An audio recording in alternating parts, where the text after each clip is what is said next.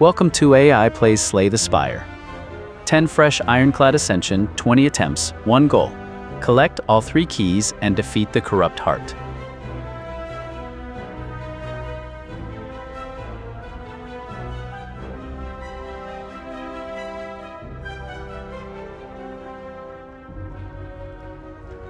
This is a compatible fresh Ironclad A20 attempt with Act 4 unlocked. I'll prioritize an early damage engine, while preserving a path to the Flaming Elite, a non-boss chest for Sapphire, and a later safe recall.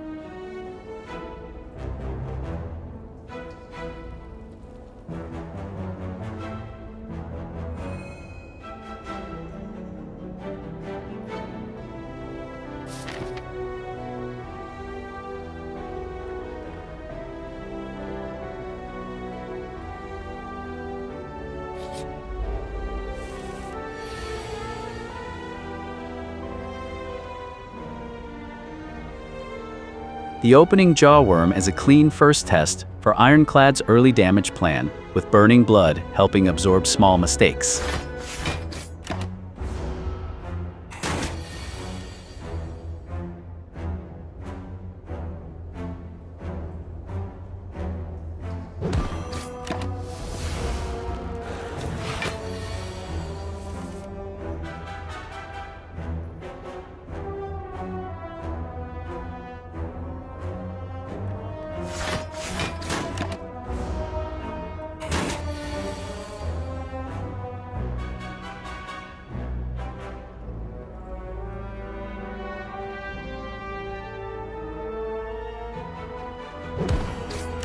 Jawworm's 5 strength makes this early exchange sting, so preserving enough health for the upcoming elite route matters.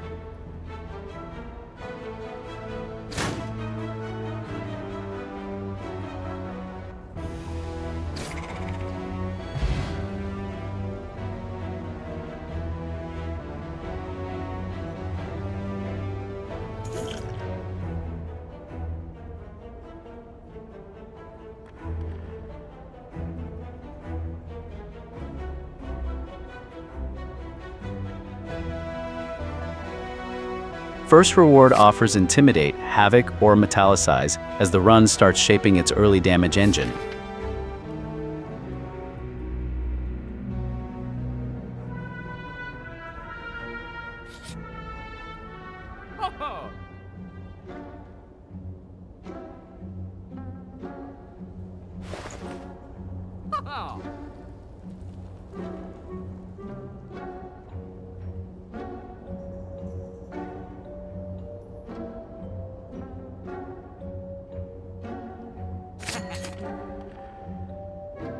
Shockwave is the premium long-term purchase for heart and multi-enemy fights.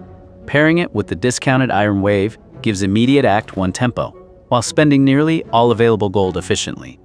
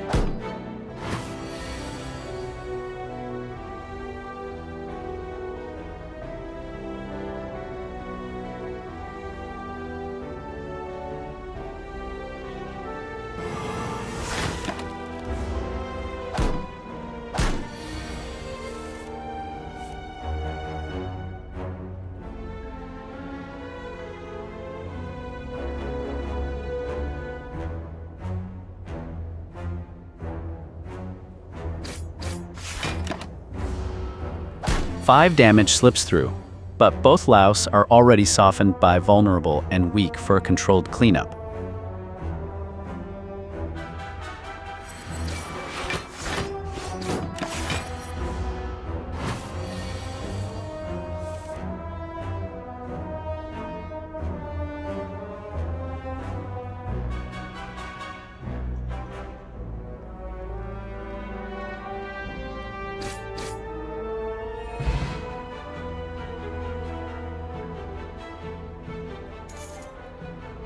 The louse goes down, and burning blood restores the damage taken as 12 gold and a card reward appear.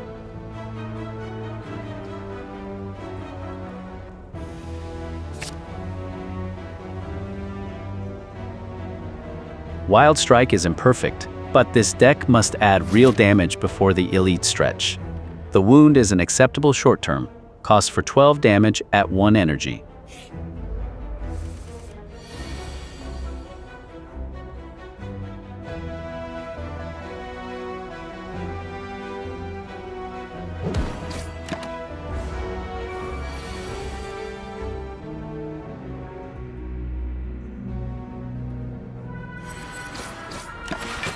Cultist is softened by Vulnerable, but Ritual is online now, so this opening fight needs a brisk finish.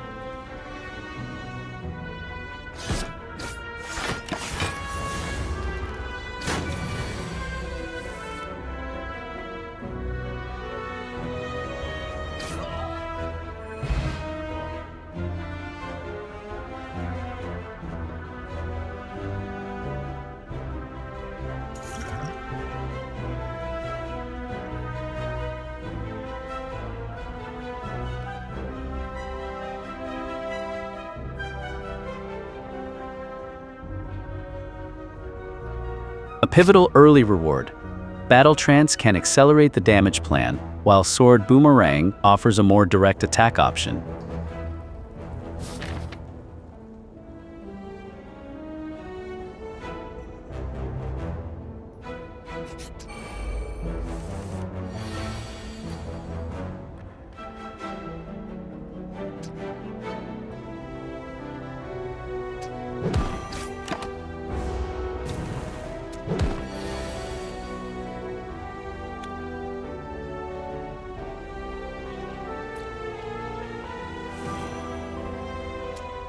That hit hurts, down to 60 already, but the slime is nearly finished, so this turn can still stabilize the fight.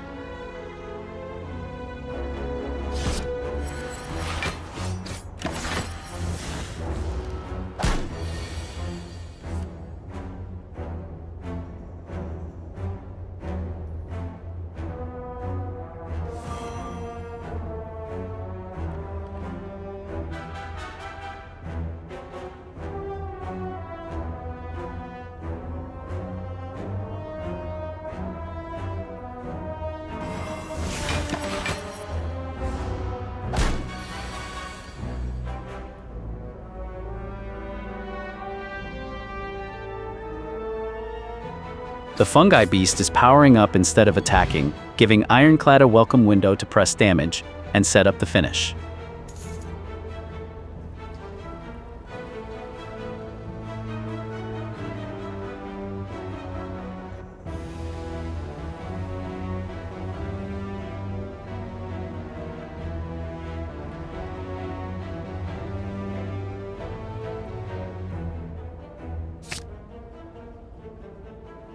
Fire Breathing converts Ascender's Bane and Wild Strike's wounds into needed area damage, sharply improving sentries and several Act 2 fights while giving the deck a coherent status package. At 63 HP with 2 potions and Fire Breathing online, this early elite is worth taking for the relic and rare card chance. I'll spend a potion if it prevents a large damage swing.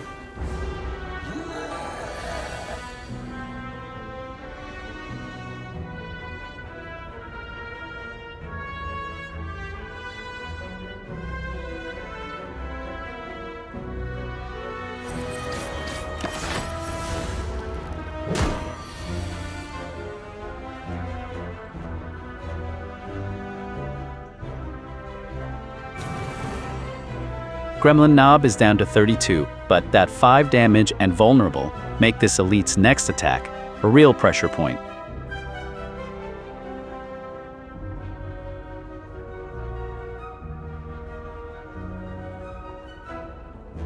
Battle Trance did not find lethal, and Knob's Vulnerable hit is the danger point. I'll cash the colorless potion now for a chance at free damage or mitigation rather than absorb an avoidable 20+ damage swing.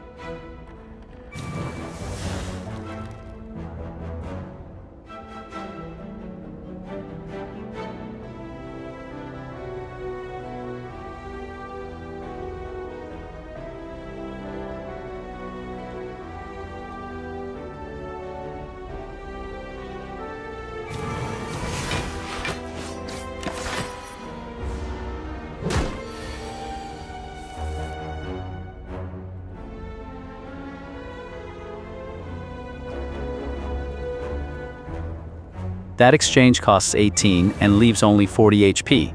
So finishing this knob quickly has become the immediate priority.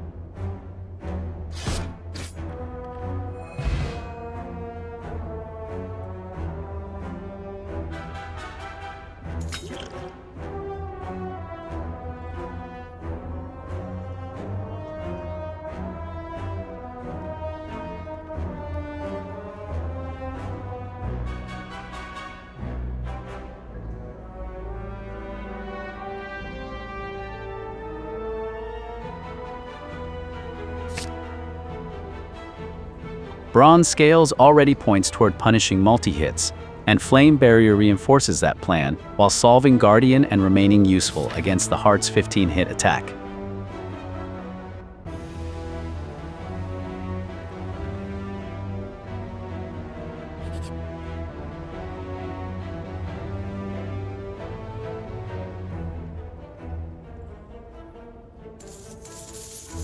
After the costly knob fight, this event's three-way decision is a welcome chance to shape the run without another immediate damage race.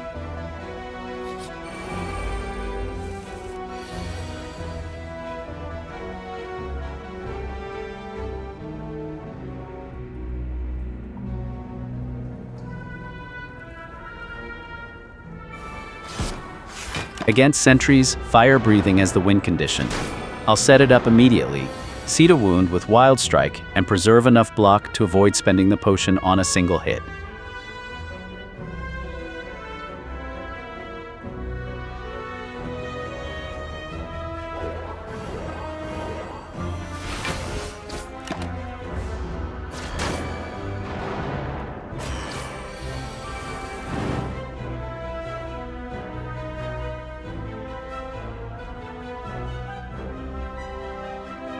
That hit hurts, but all three sentries are vulnerable, and one is nearly down, so fire breathing can still swing this elite.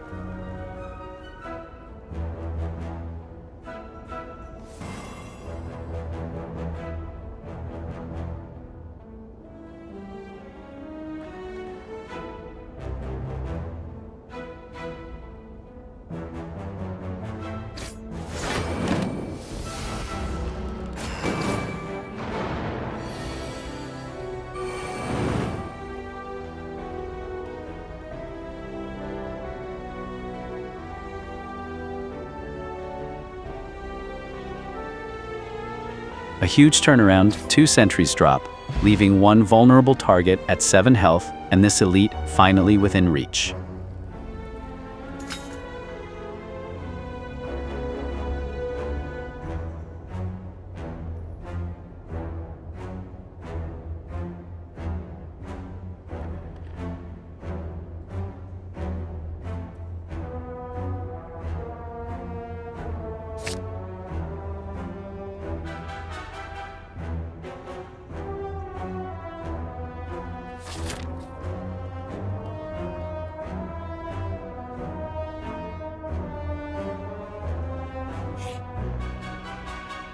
This first non-boss chest is the safest guaranteed Sapphire opportunity, so I'll take the key now and eliminate the risk of losing it to later root pressure.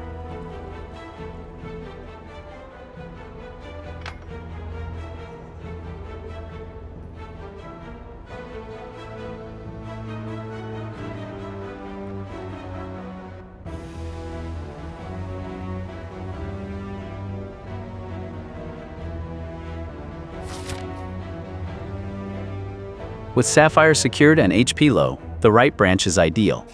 Heal at the first campfire, use Recall at the second, then enter the mapped Flaming Elite with both remaining keys still guaranteed.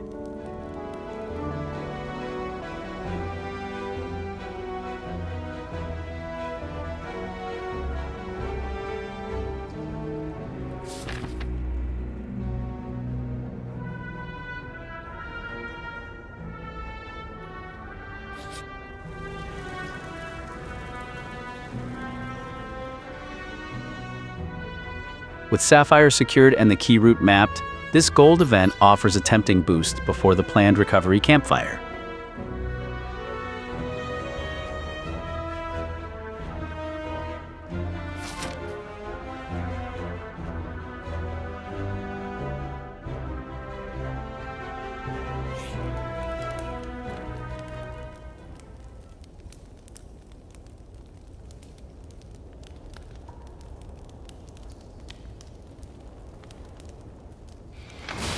Recall is mandatory here. The root is already locked onto the Flaming Elite, and delaying Ruby would only risk losing access in later acts.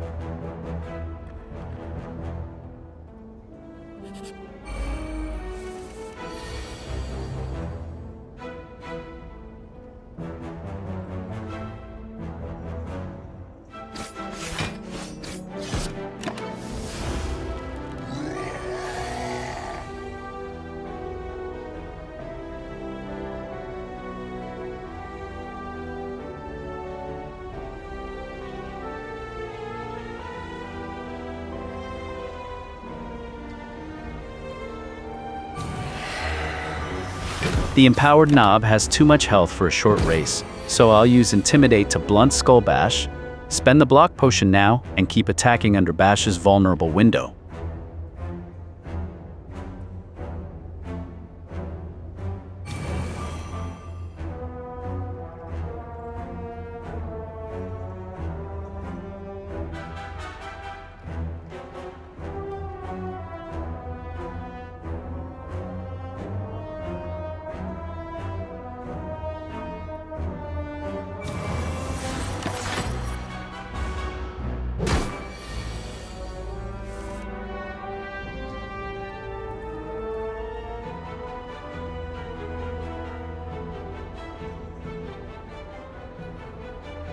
The Flaming Elite punches through for 25, leaving just 31 HP as Gremlin Knob still stands at 64.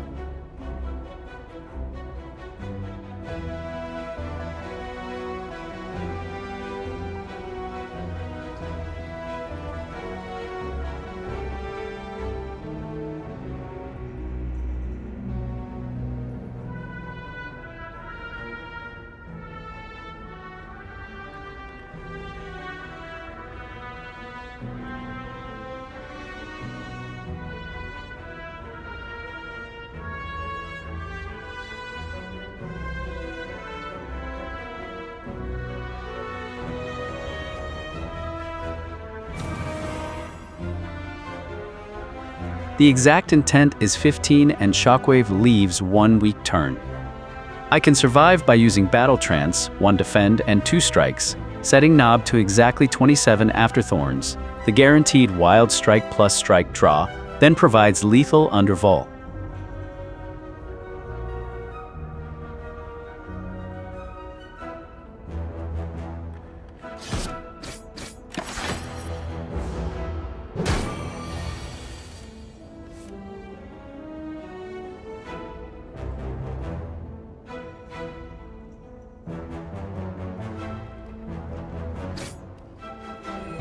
A brutal 14 damage leaves Ironclad at 1 HP, but Gremlin Knob is down to 9 and within striking distance.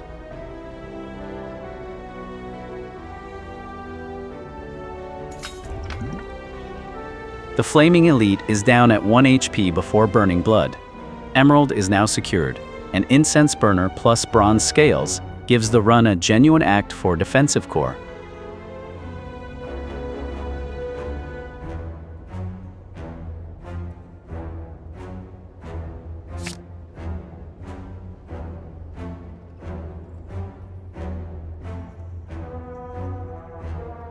The Flaming Elite is beaten at 1 HP, securing Emerald and a potent defensive relic core as the reward screen opens.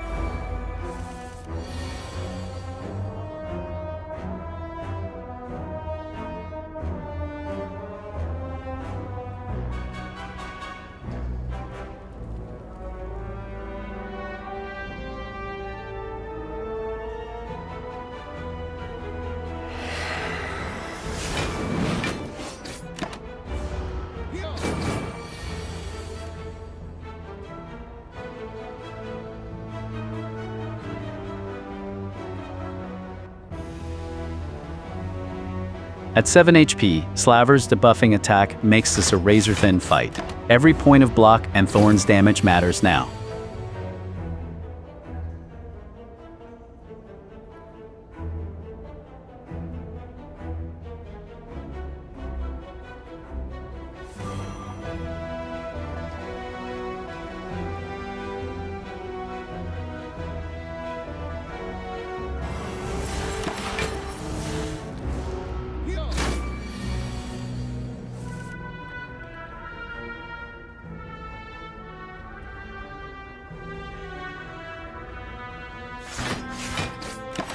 A 6-point hit leaves Ironclad at just 1 HP against Slaver, turning this already tight Act 1 fight into a desperate puzzle.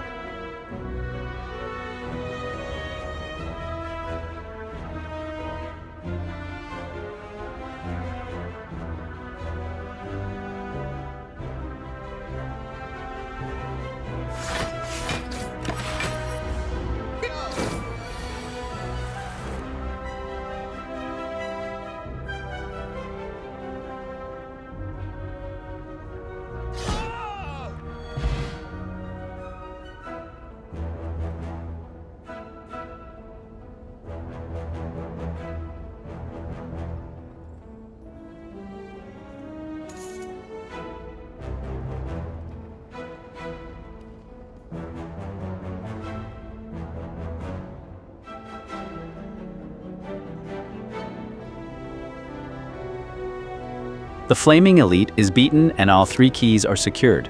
Now this low health reward needs to strengthen the defensive core.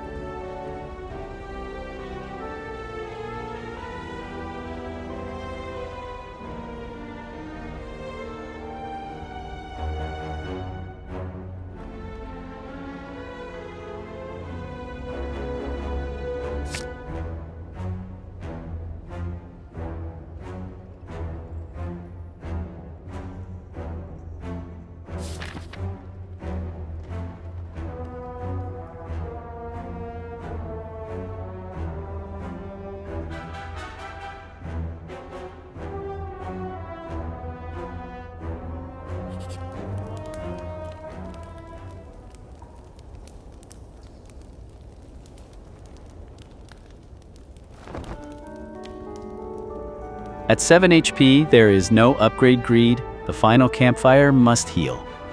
Guardian is beatable through Metallicize, Flame Barrier, Weak Effects, and Incense timing if I stabilize.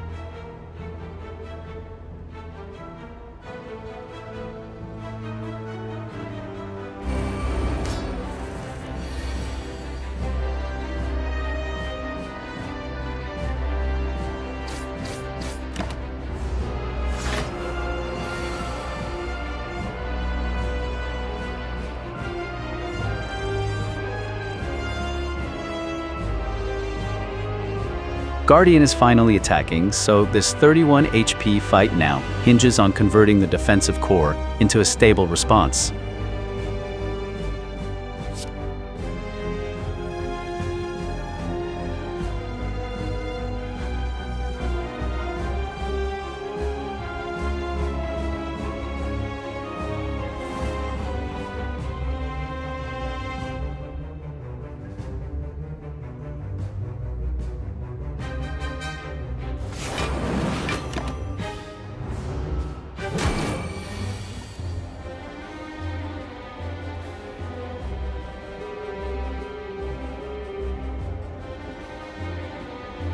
That heavy hit leaves just 15 HP, so Guardian's debuff turn becomes a narrow window to rebuild the defensive footing.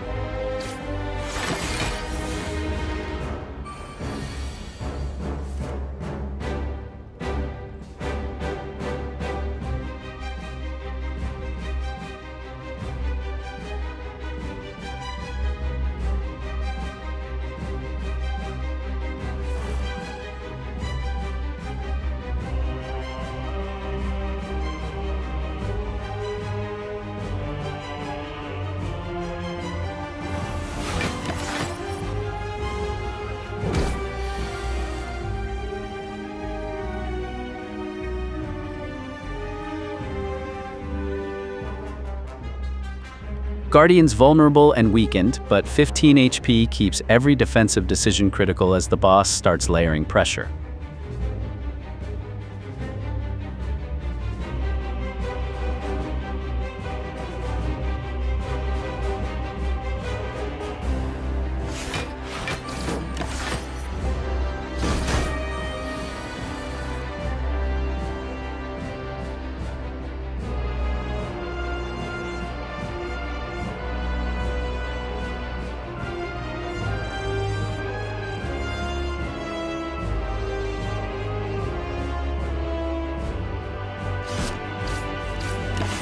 Incense Burner lands exactly on Guardian's 4-hit Whirlwind, reducing it to 4 total damage before Metallicize. This is the safe burst turn, so I'll spend all energy on attacks.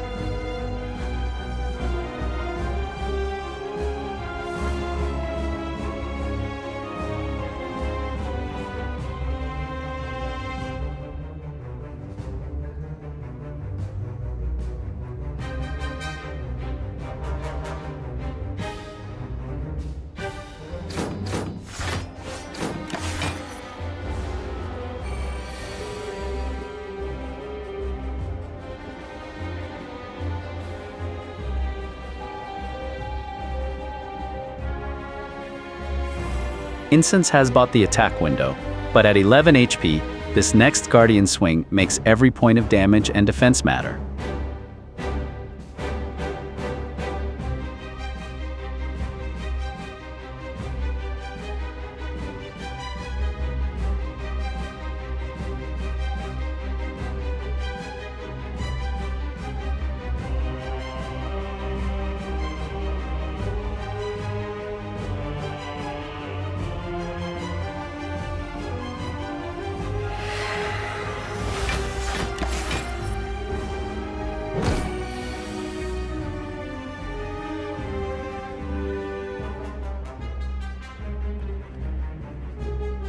Guardian is still pressing at 11 HP.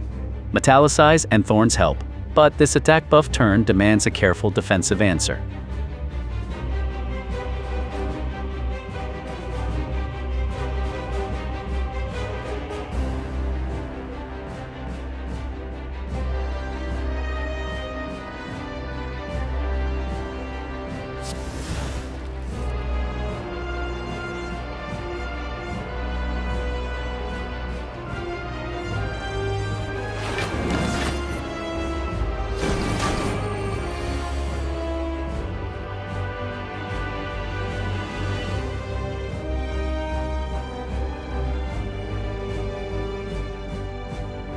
Guardian is down to 123, but 10 HP leaves no margin. This incoming attack has to be met with real defense.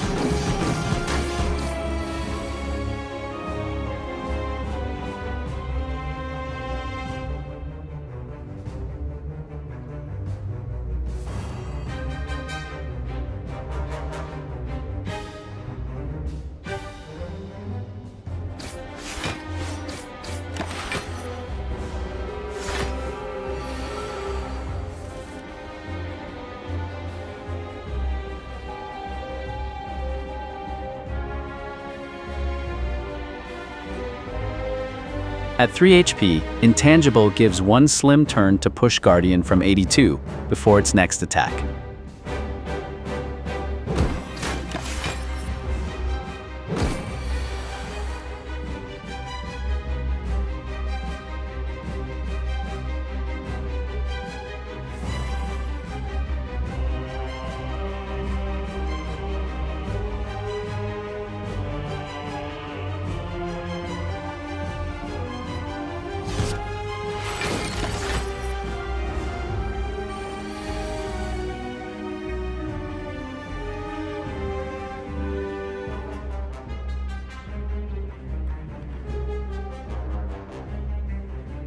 Guardian drops to 53, but at 3 HP, this attack turn demands every point of defense the hand can produce.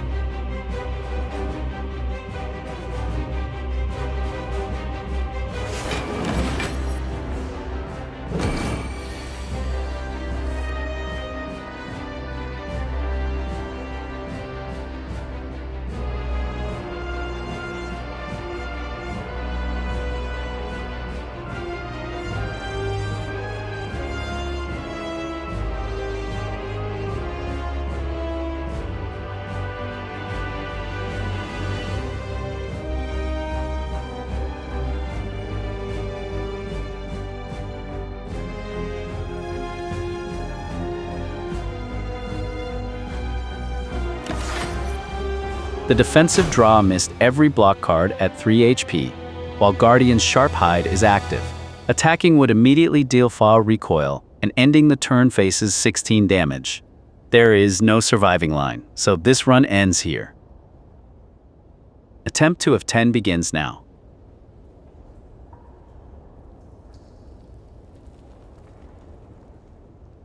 I'm checking the active save first. I'll adopt it only if it is Ironclad at Ascension 20. Otherwise, I'll preserve it and report the mismatch.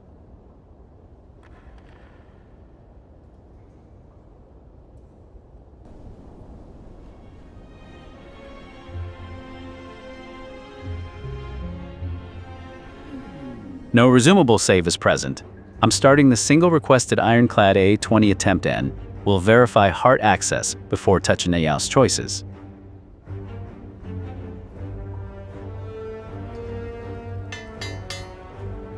I'm taking the guaranteed common relic clean early power without the severe Act 1 HP loss or the run warping downside risk of a blind boss swap.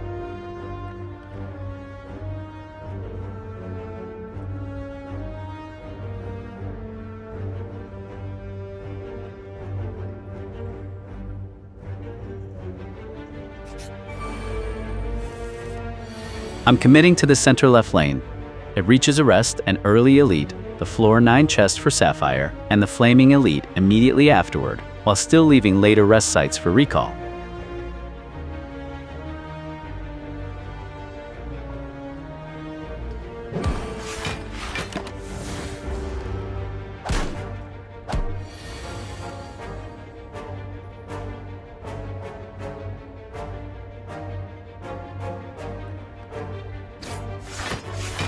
A rough 9-point opening hit, but one louse is already nearly finished, and Burning Blood can help stabilize afterward.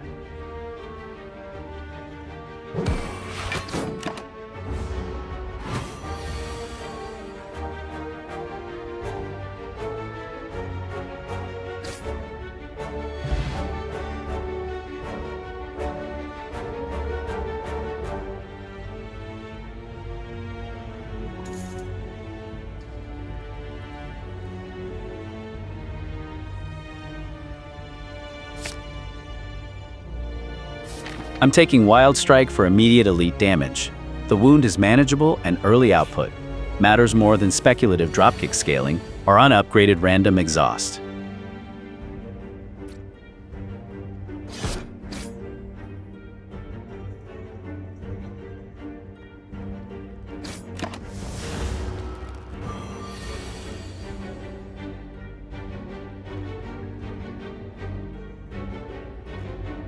The slime is chipped down, but Frail makes this incoming attack and debuff turn worth handling carefully.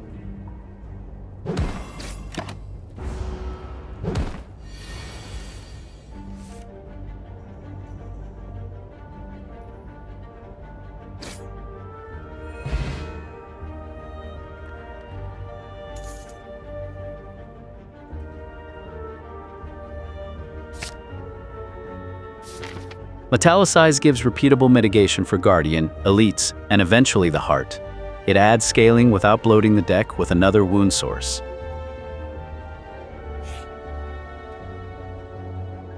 I'm taking the 2-event branch to preserve HP for the required Elite sequence. The deck already has front-loaded damage and passive block, so surviving to the keys is the higher value constraint.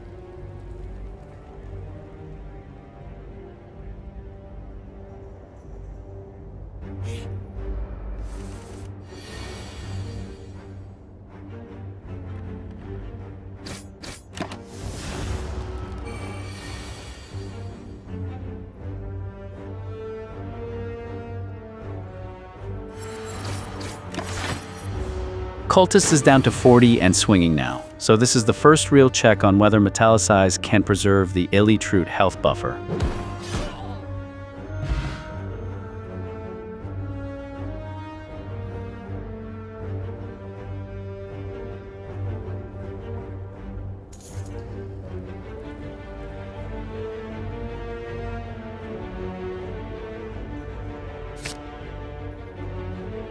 Armaments is the flexible pick. It improves block now and lets the compact deck upgrade whichever damage or scaling card the next fight demands. 7 HP is a bargain for permanent deck, thinning with Arrest next. I'm removing a basic defense so Armaments and Metallicize carry more of the block load.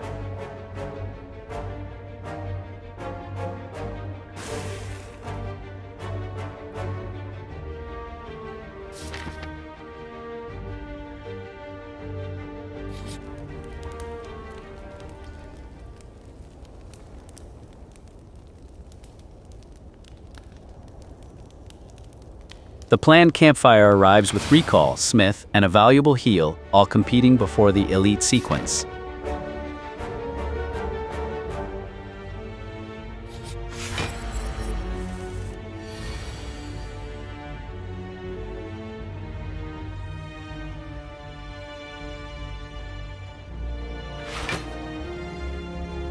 Against Sleeping Lagavulin, I'm using the free setup window, upgrade Wild Strike now. Then find Metallicize before waking it with a full damage turn.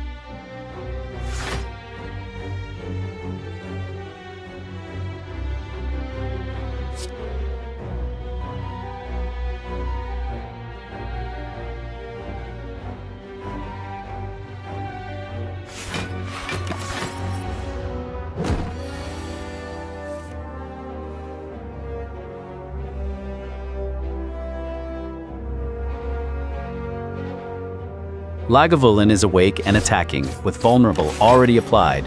This is the window to turn that setup into real damage.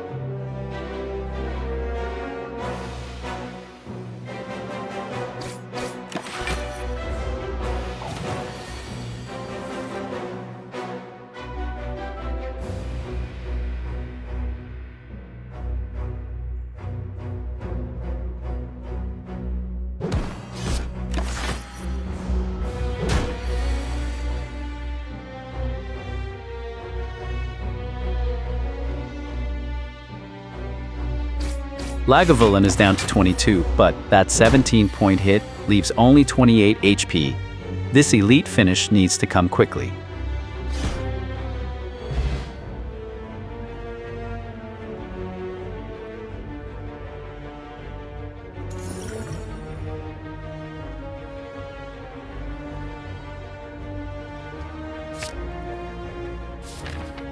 Disarm is premium heart preparation, and also protects the immediate elite fights. Strength reduction scales especially well against multi-hit enemies.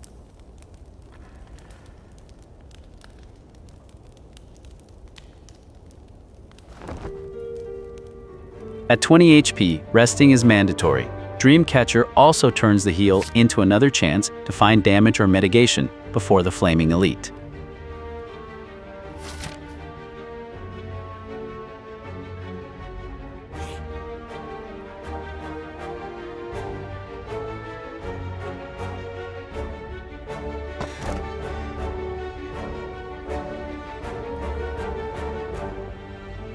A meaningful chess decision now.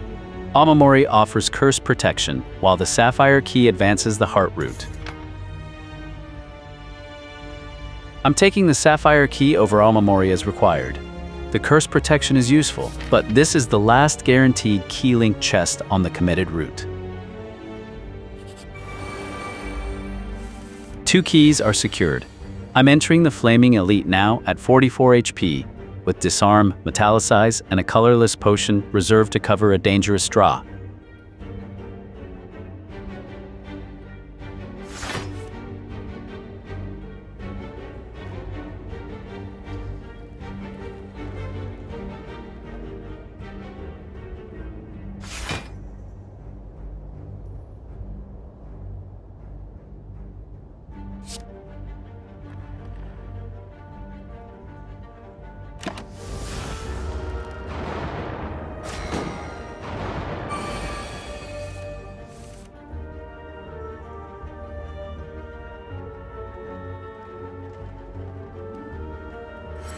The Flaming Sentry's open with 2 attacks, so this early turn needs to respect the incoming pressure, while finding a path through regeneration.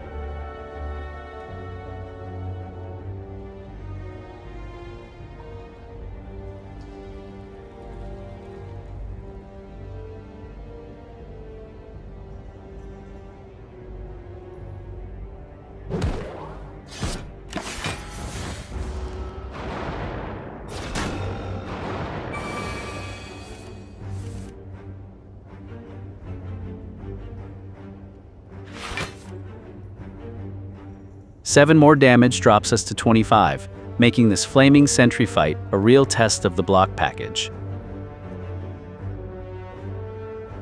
The draw is 4 dazed against 20 incoming.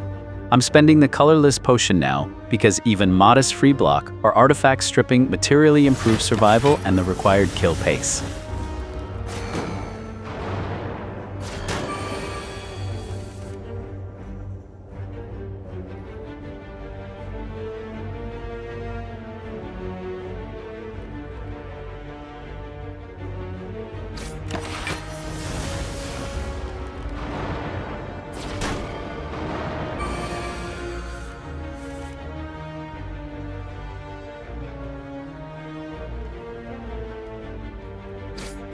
Another 7 damage leaves just 17 HP, so the upgraded deck now has to stabilize this flaming sentry fight quickly.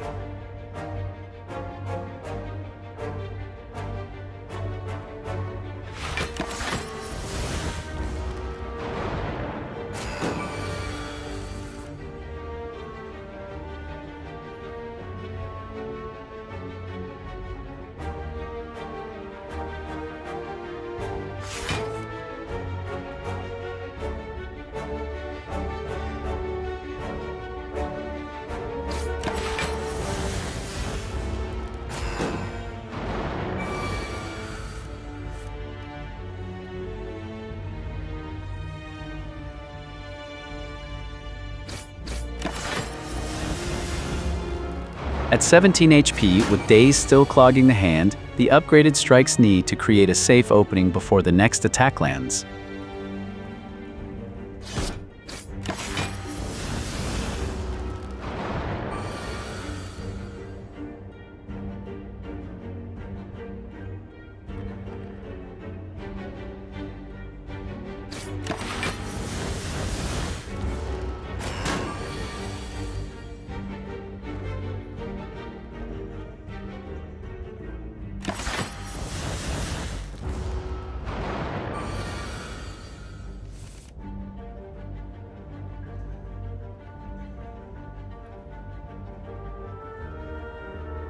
Down to 3 HP as the sentry regenerates and attacks again. This upgraded deck needs immediate block or a decisive opening.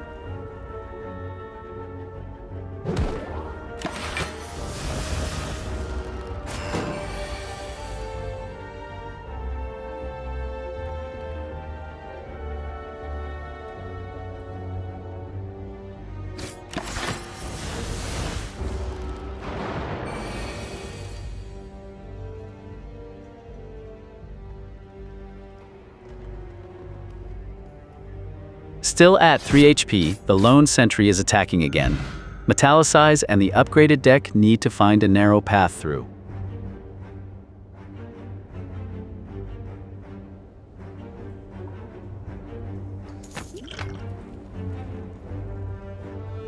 The Flaming Elite is down at 3 HP before burning blood.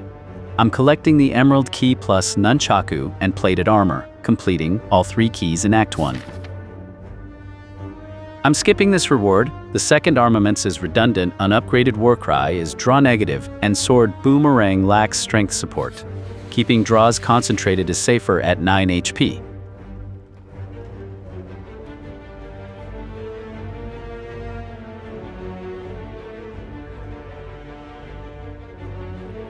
I'm refusing the curse. At 9 HP, Doubt's repeated weak would endanger the 2 combats before the reachable shop, and the run already has enough gold to buy meaningful help.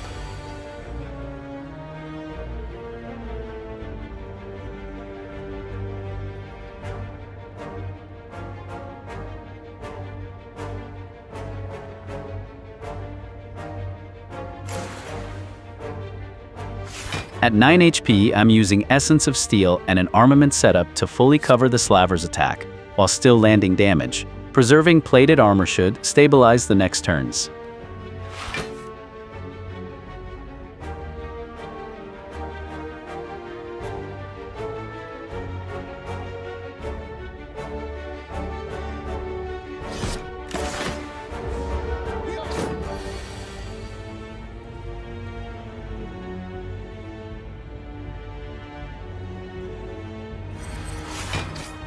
Slaver is chipped to 40, but at 9 HP, this turn is still all about keeping the armor engine intact.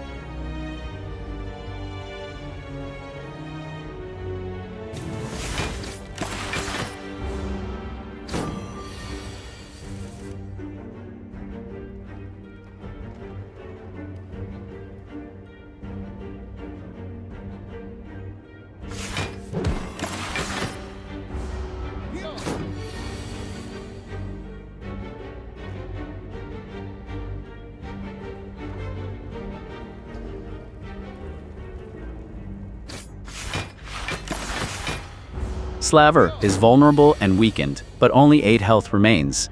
This is still a careful balance between finishing damage and preserving armor.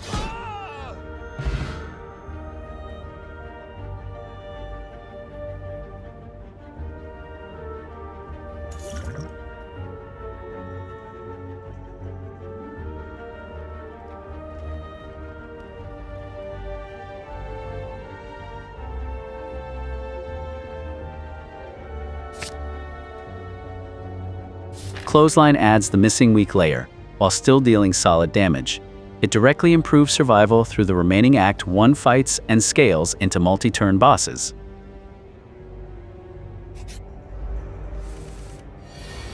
I'm accepting one more hallway fight to reach the shop. 238 gold can buy immediate survival and scaling before the guaranteed rest ends slime boss, while the alternative still contains a fight but no shop.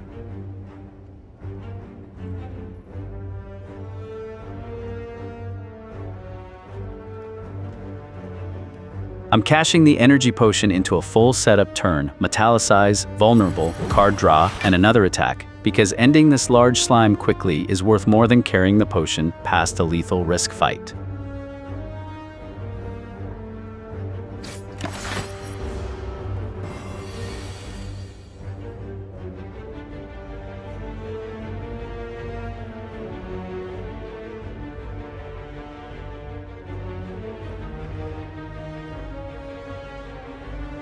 The slime is vulnerable at 49 health, and with only 14 HP left, this turn needs damage without surrendering too much defense.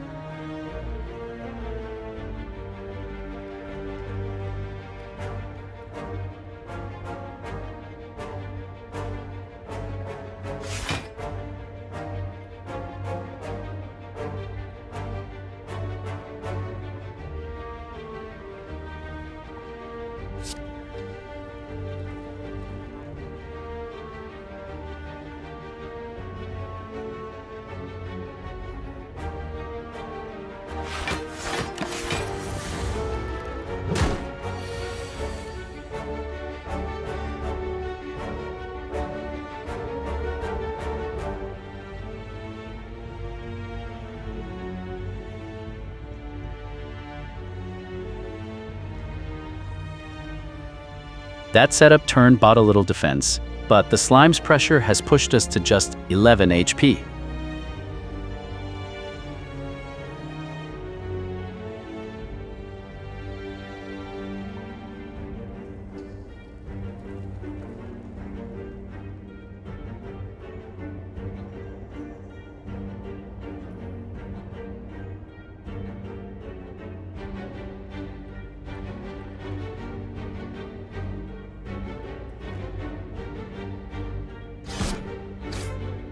Nunchaku is at 8/10, so 4 attacks are playable this turn.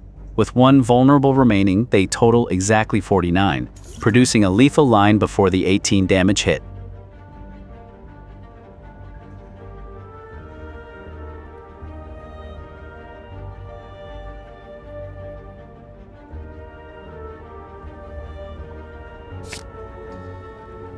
A second metallicize compounds the deck's strongest defense plan. 6 passive block per turn is far more valuable for Slime Boss and the Heart than another wound-generating attack.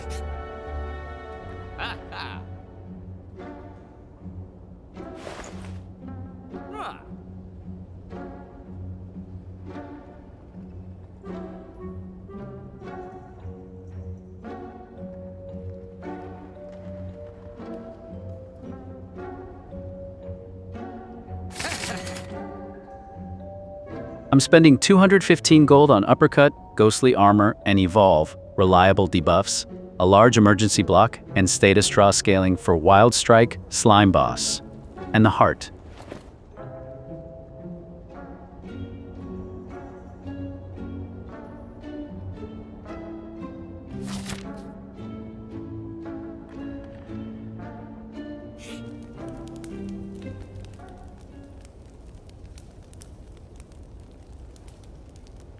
At just 17 health, this rest site is a welcome chance to stabilize before the Act 1 boss.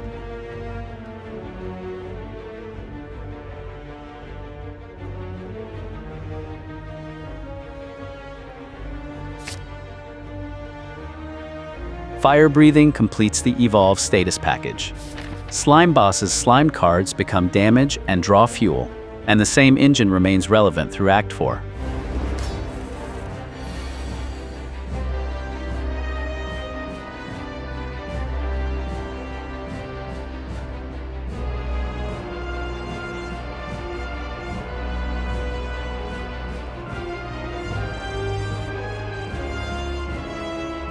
I'm using the Power Potion during the harmless opening turn.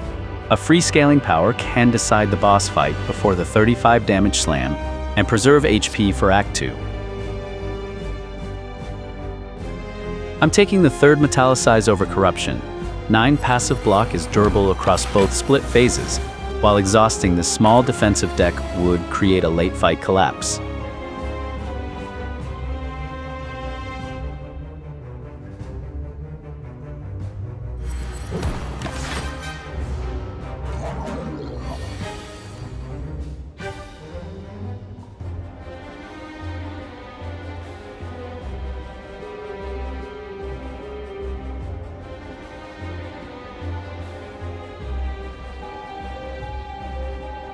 Slime Boss is attacking now, so the 9 passive block plan gets its first real test, while Vulnerable keeps the pressure on. I'm accepting 14 damage to finish the engine. Upgrade Fire Breathing, play it, and reach 9 Metallicize. That converts every slime draw into 10 damage plus Evolve draw and stabilizes both split phases.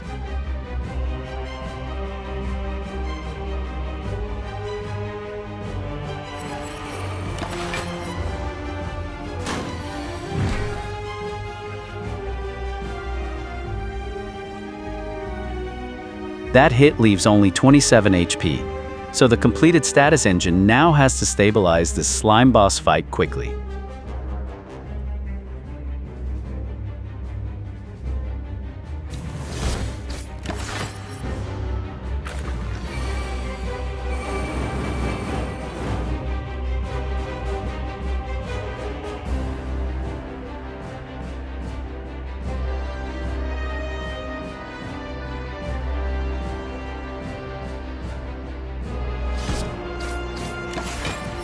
Evolve plus Fire Breathing, chain through the slime draws and forced an early split at 54.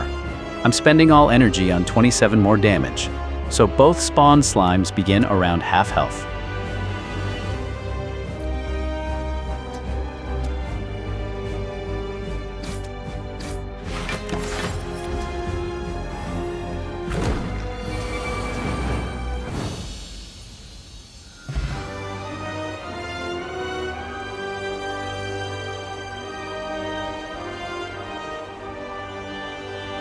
The status engine closes out Slime Boss, and Burning Blood lifts us back to 33 HP, with a card reward ahead.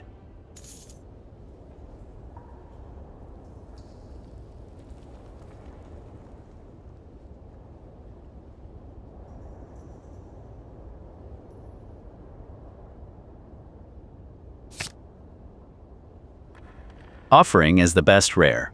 Burst Draw and Energy let the 3 power setup happen quickly, and Burning Blood plus Future Sustain can absorb its HP cost.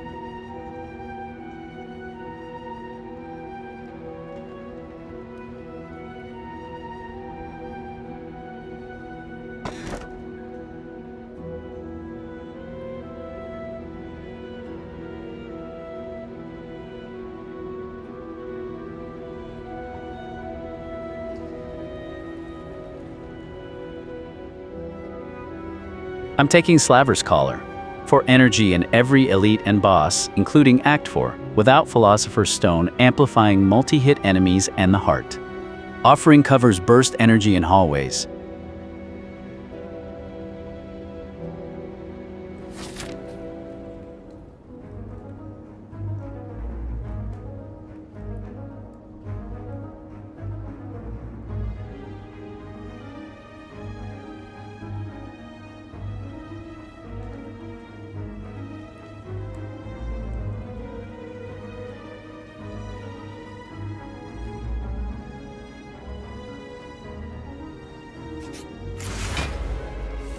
All keys are secured, so Act 2 routing can prioritize survival. I'm taking the far right lane for one fight, 2 events, an early shop, then a guaranteed rest and another rest before the chest.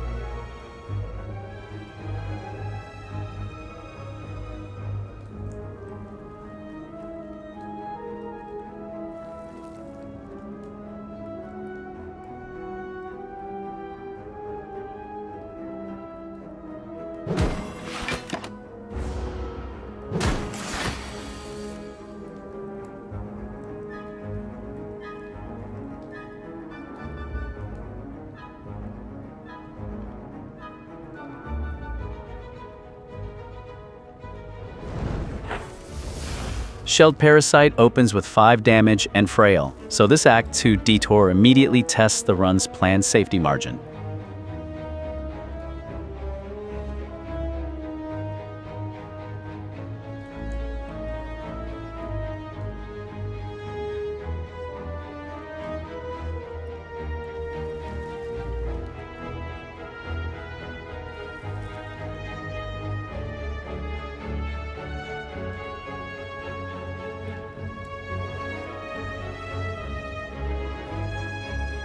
Offering found the control line. Upgrade Disarm, strip 4 strength from the multi-hit Parasite, establish Evolve, and use Uppercut to keep weak and vulnerable online.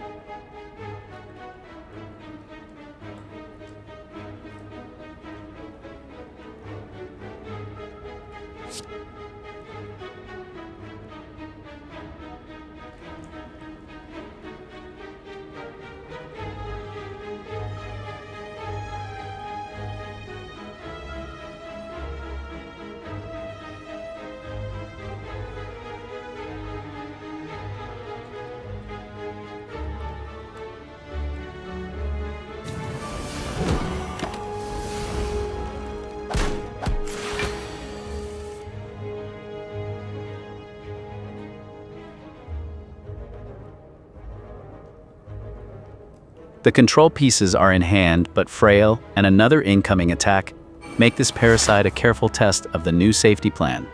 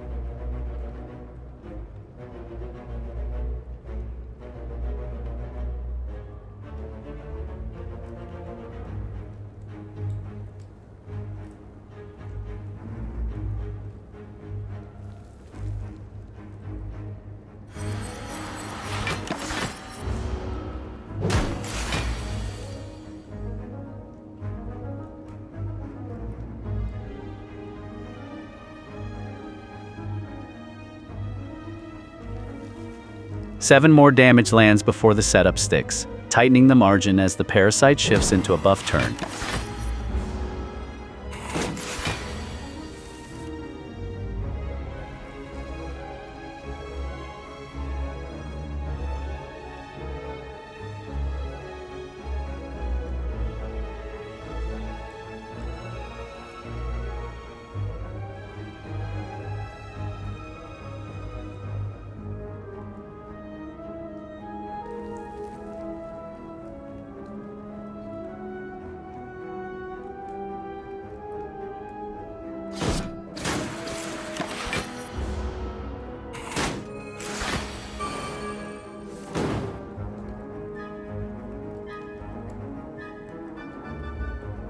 Disarm has already blunted the parasite, but 44 health keeps this debuff turn tense as the control package comes online.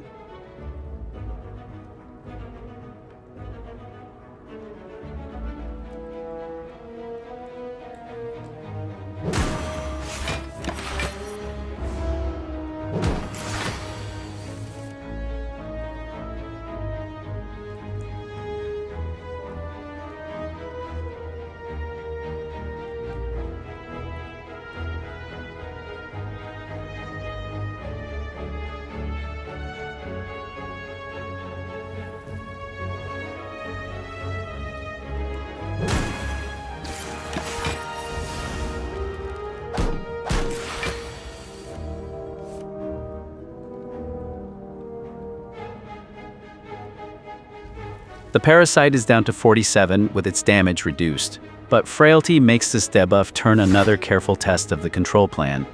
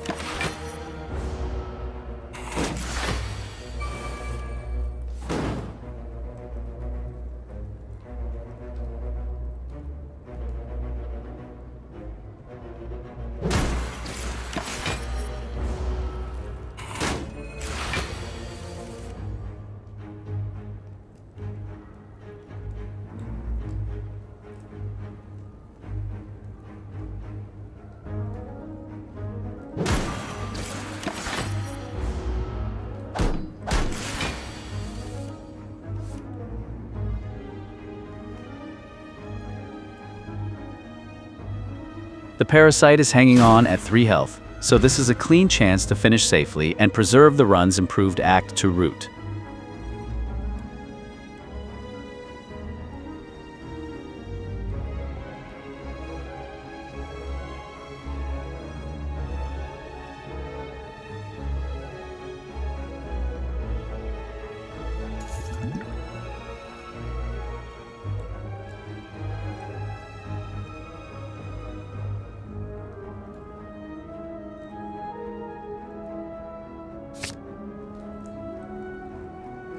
Feel No Pain Plus is premium for this deck, offering Disarm, Ascender's Bane, Ghostly Armor, and future Dazed Slimed Exhausts all become 4 block, adding a second durable defensive engine.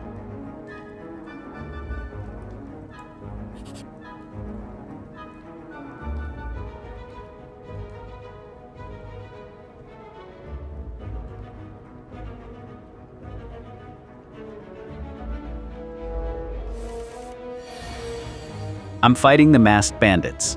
Red Mask's opening week is exceptional for Act 4, and the deck now has Disarm, Feel No Pain Plus, and 2 Metallicize to manage the trio without surrendering 121 gold.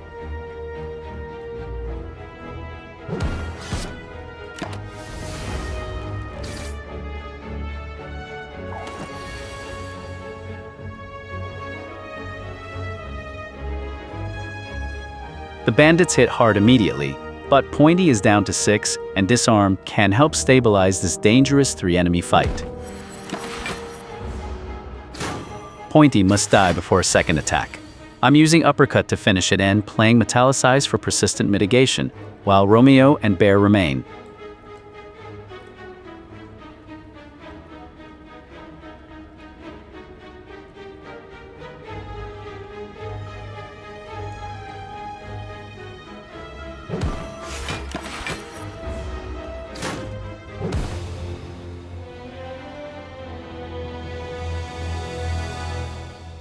The bandits finally overwhelmed this promising key run on floor 19, ending just as the defense plan was beginning to take shape.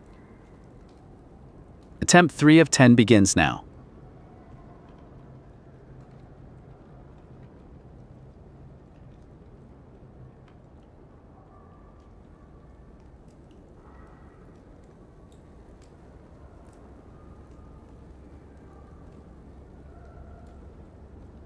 First, verify whether the open attempt is Ironclad A20. If no run is active, I'll verify hard access before making any NIA choice.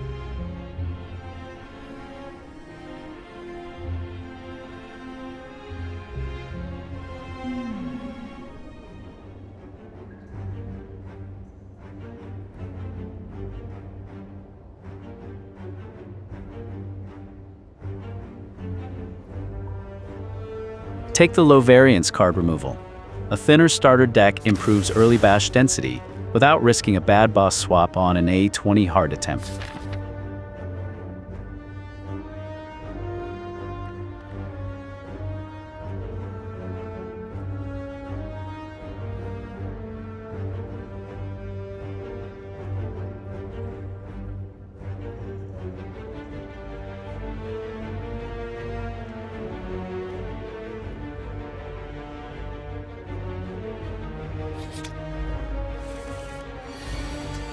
Root left into the Act 1 Flaming Elite, then pivot through the central chest for Sapphire, and preserve later campfires for recall. Taking Emerald and Sapphire early prevents either root constraint from haunting Act 3.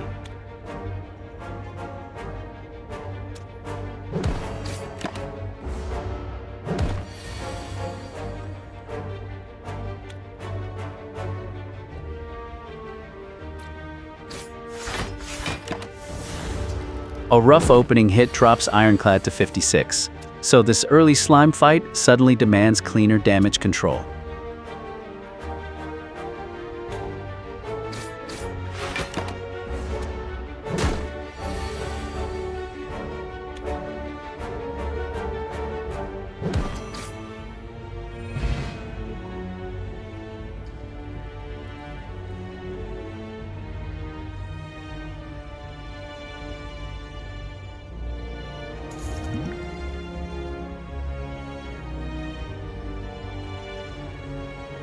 First reward offers early defense options, with power through standing out as a substantial block tool for the key focus route.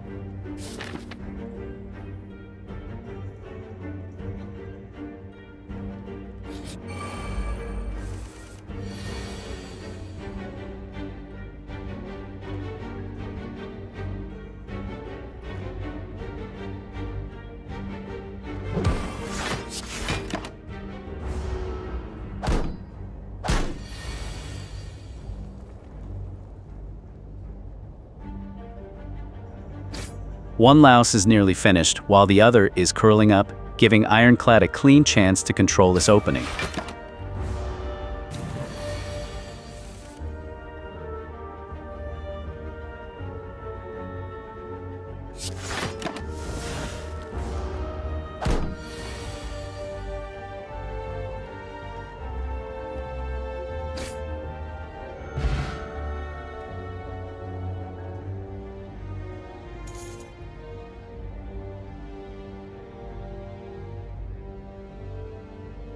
After taking power through, the follow-up reward offers Sword Boomerang, Wild Strike, or Flex for the early route. Add Wild Strike for efficient front-loaded damage. The Act 1 Key Elite demands immediate output, and one extra wound is tolerable beside Power Throw's large block.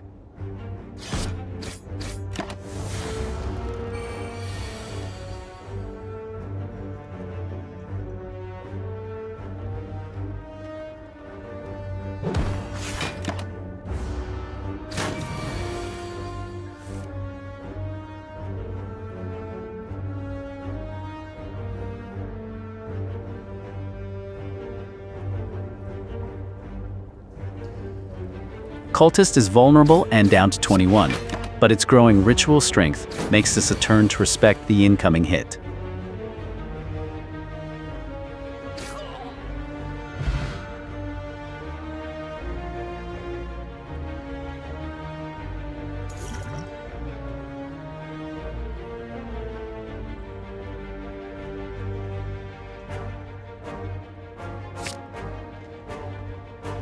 True Grit turns the growing wound package into controlled exhaust while adding block. It strengthens both the immediate elite fight and a scalable heart defense plan.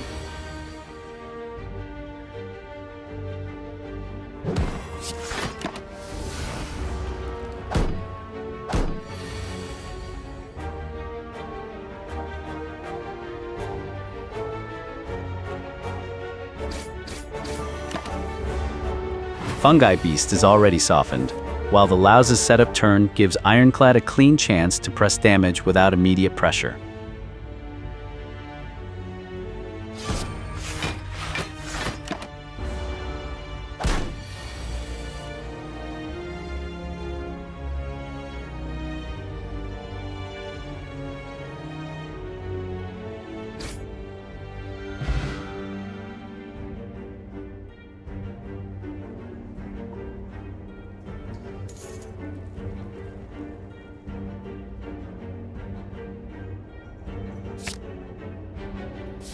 Iron Wave adds flexible damage and block without overcommitting to a strength engine we do not yet have.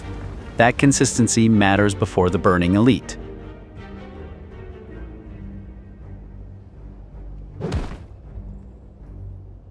Take Golden Idol and pay with maximum HP. The economy can fund removals and scaling later, while avoiding a curse and preserving current HP for the Flaming Elite.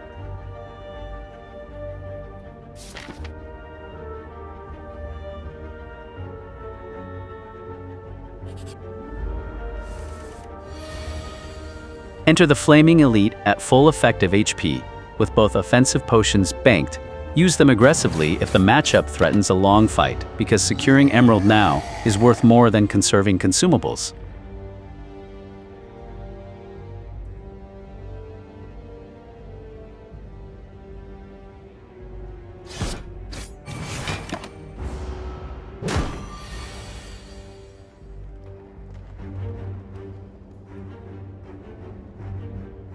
Gremlin Knob bites for 6, but sits at 39 health with Vulnerable still active. This Emerald Key fight is firmly in striking range.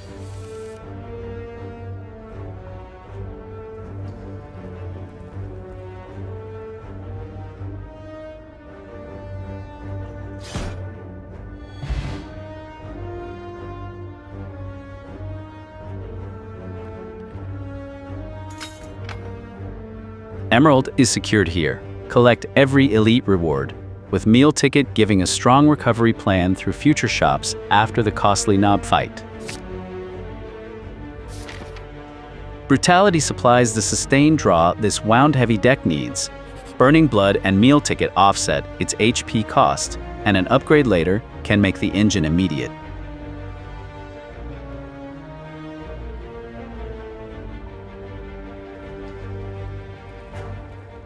Search once, the 65% safe outcome can add the relic density and A20 heart run needs, and Burning Blood plus upcoming routing gives enough margin for a single ambush.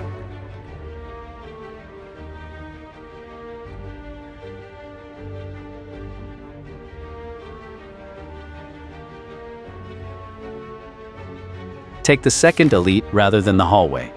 Knob is out of the immediate elite rotation, bronze scales, and power through are favorable into Lagavulin or sentries, and the path reaches the sapphire chest, then a campfire.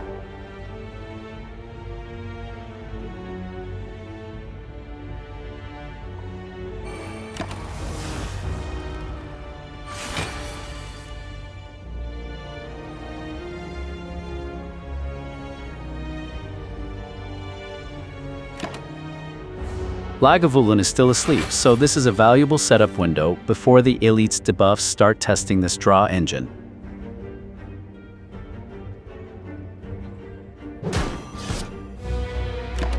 Wake Lagavulin on the prepared Bash, Wild Strike turn. Bash clears metallicized block and applies Vulnerable, so the real opener lands for 18 while preserving the free wake-up turn.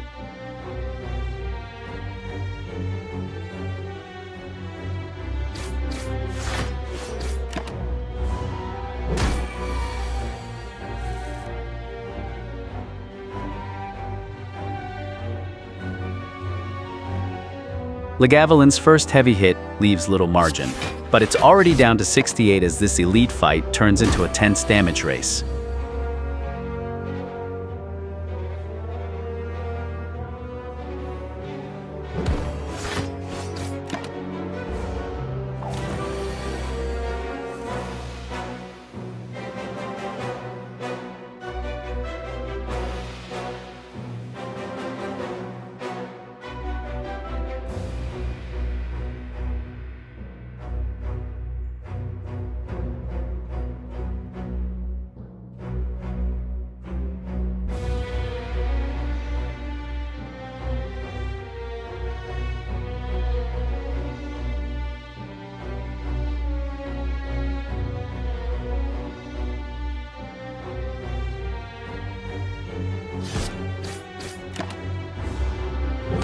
Go all in on 3 attacks. Vulnerable turns his hand into 27 damage, leaving Lagavulin at 8 after bronze scales. The next 6-card draw then needs only a modest lethal combination, which is safer than dragging the fight through further street. The second elite pays off with Maw Bank and another strength potion. Take all rewards, then use the immediate chest for Sapphire and the following campfire to recover.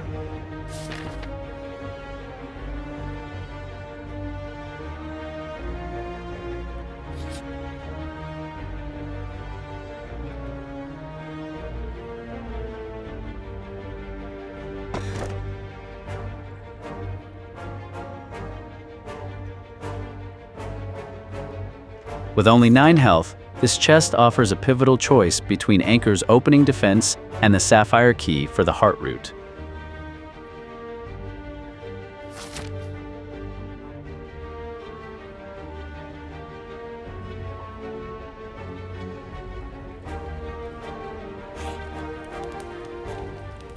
Use the immediate campfire to rest rather than recall at 9 HP. Ruby remains guaranteed by multiple later campfires, while healing now protects the run itself.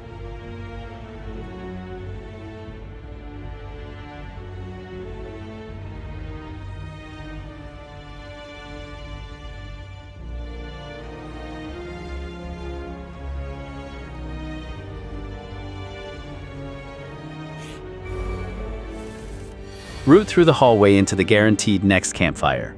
This preserves the option to recall immediately if the fight is clean, while avoiding a third elite at low HP.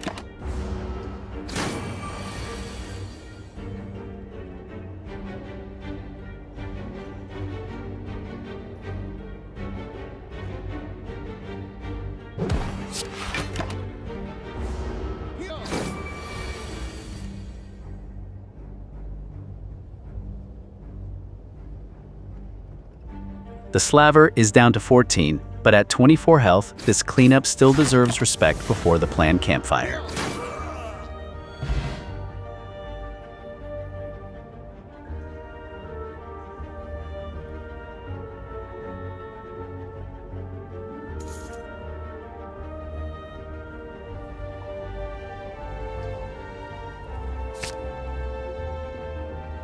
Intimidate is premium heart insurance.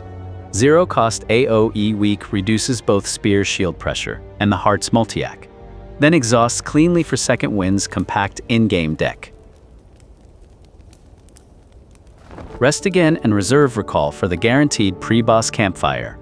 At 22 HP, healing is the right way to protect the already secured Emerald and Sapphire keys.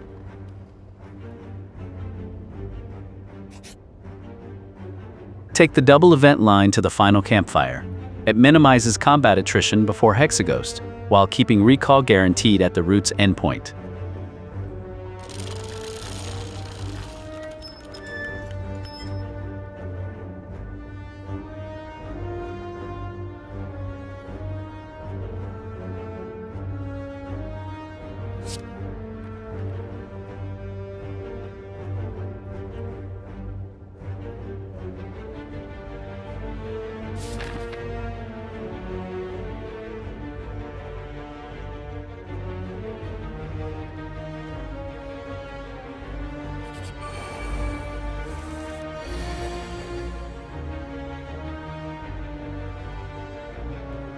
2 fungi beasts open the hallway fight, so preserving health matters with only the ruby key still missing.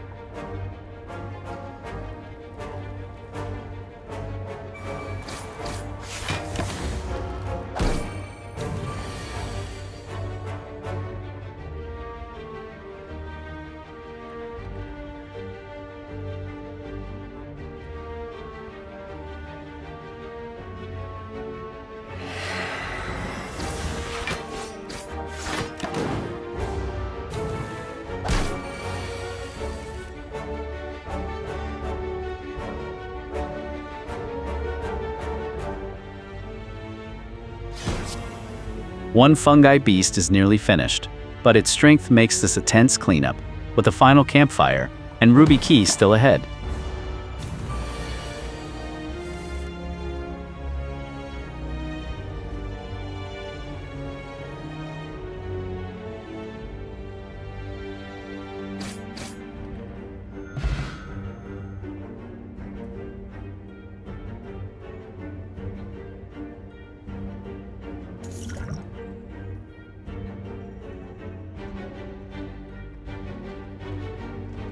The clean hallway win adds a card choice, with 2 keys secured and a final campfire still available for the ruby key.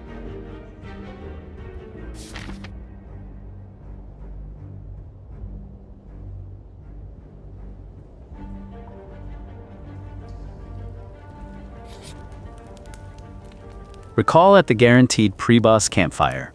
HP is sufficient for Hexaghost, and this secures ruby, so all 3 keys are complete before leaving Act 1.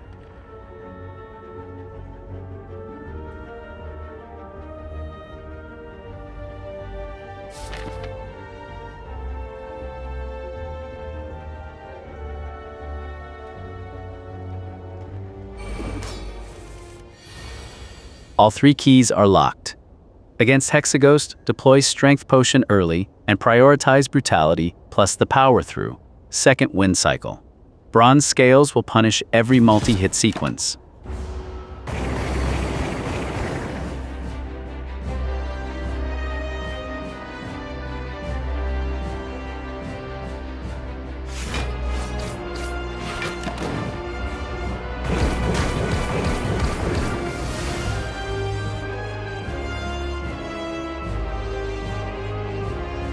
Hexaghost lands a heavy hit, leaving 29 HP, so this block engine needs to stabilize quickly against the upcoming debuff.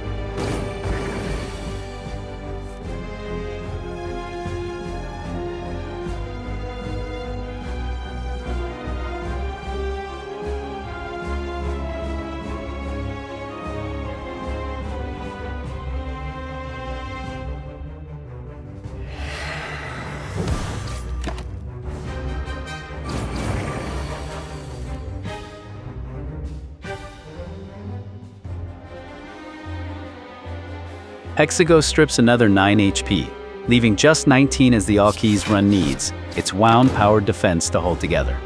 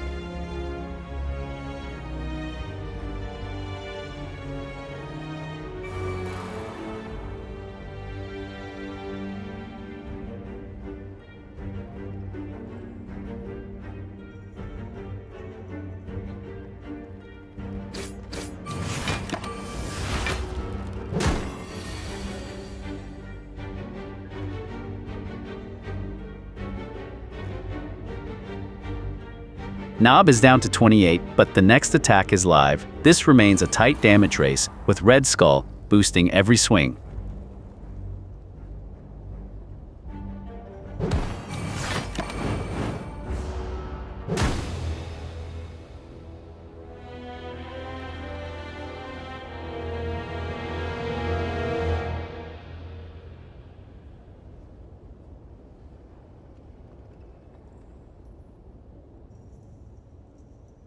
Attempt 5 of 10 begins now.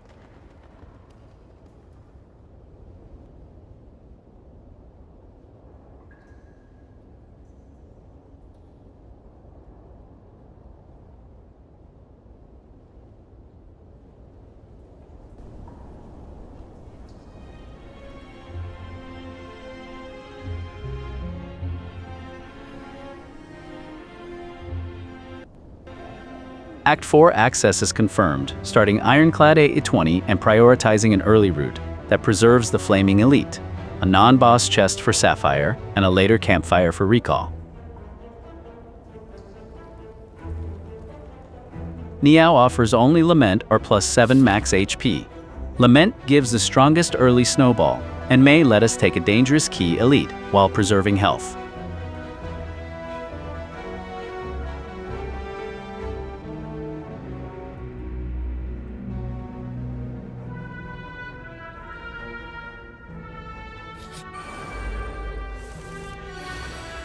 The right lane reaches the Flaming Elite after only one prior combat via 4 question marks. So Lament should reduce the key elite to 1 HP. It then connects to a chest and multiple campfires for the other keys.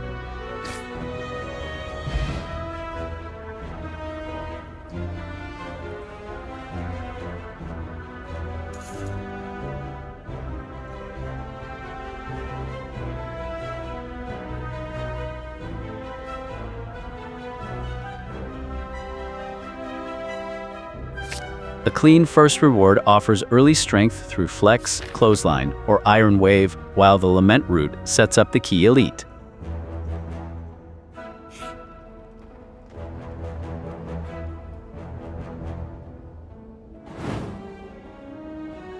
Paying 7 HP to remove a strike is efficient deck improvement, and Lament plus Burning Blood make the health cost safe on this route.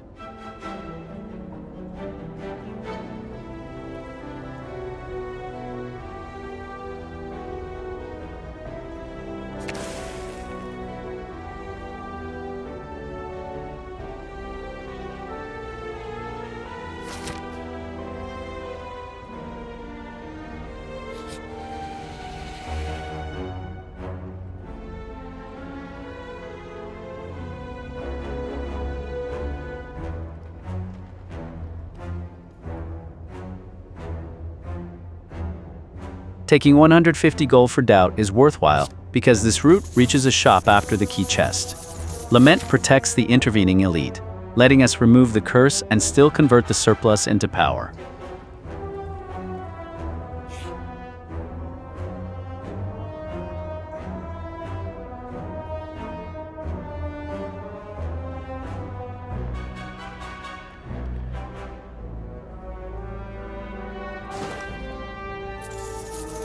Another 7 HP for 50 gold is safe before a 1 HP elite and strengthens the upcoming shop. The random face trade has unnecessary downside risk.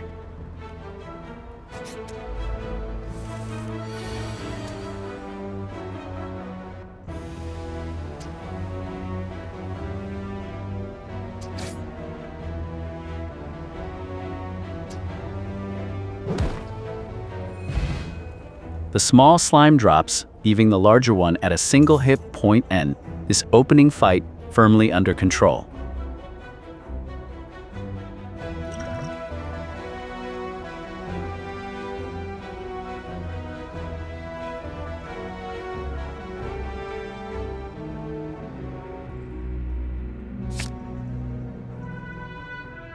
Hemokinesis adds the efficient front-loaded damage this thin deck needs.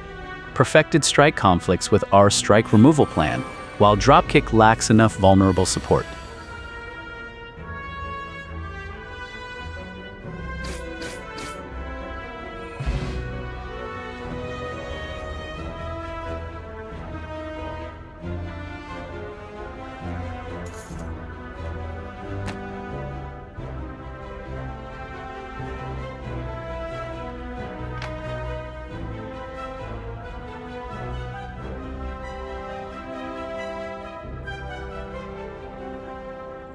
The Flaming Elite pays off exactly as planned.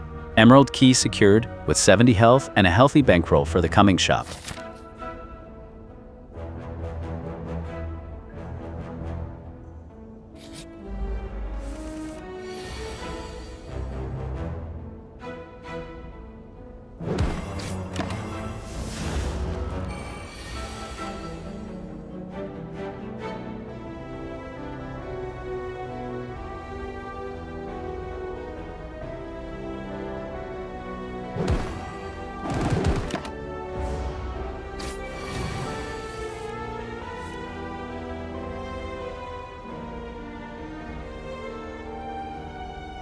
Cultist chips us for 6, but it is down to 13 HP.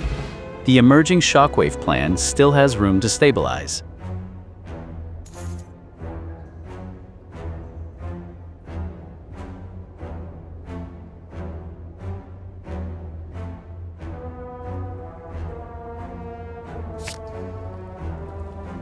Battle Trance is excellent zero-cost draw for this compact deck, increasing access to Shockwave and our efficient attacks without committing to an unsupported strength package.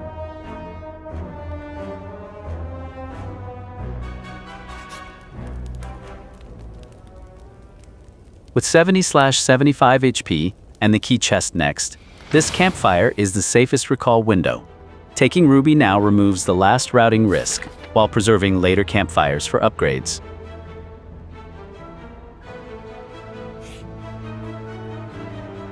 Taking the left middle chest keeps the route to the upcoming shop for doubt removal.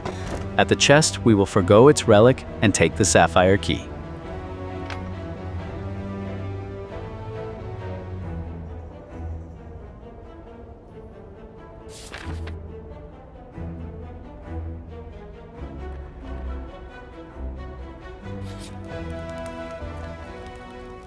All 3 keys are secured.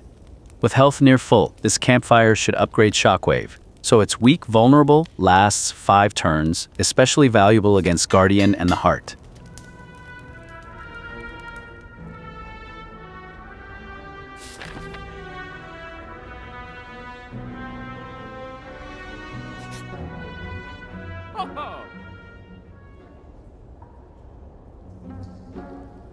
The key plan is complete, and 373 gold gives this shop a real chance to clean up doubt before Guardian.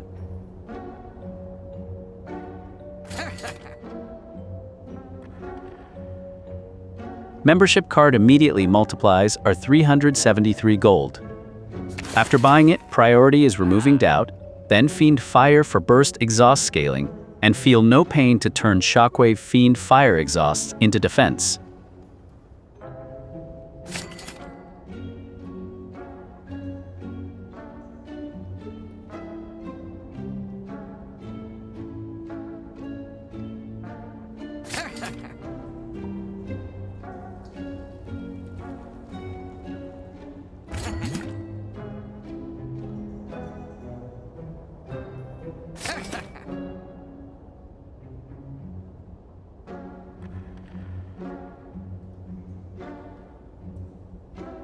Iron Wave takes the final 14 gold, adding a compact attack and block option before Guardian.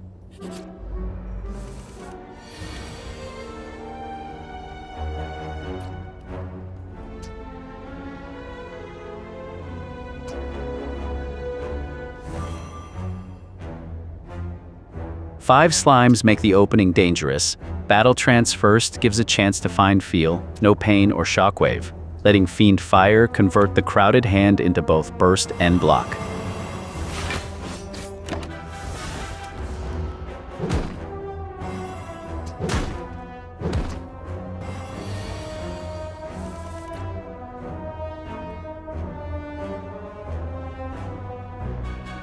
The Slime Swarm lands 7, a reminder that this crowded fight demands quick control before the next volley.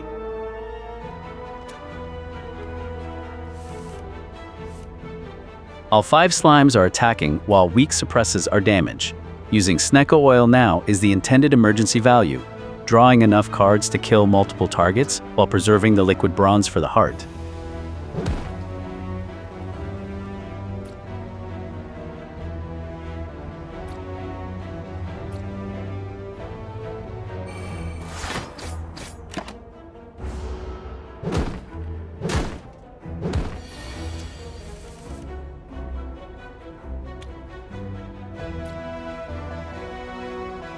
Five more damage gets through, but with 3 slimes remaining and debuffs lined up, this turn still needs decisive cleanup.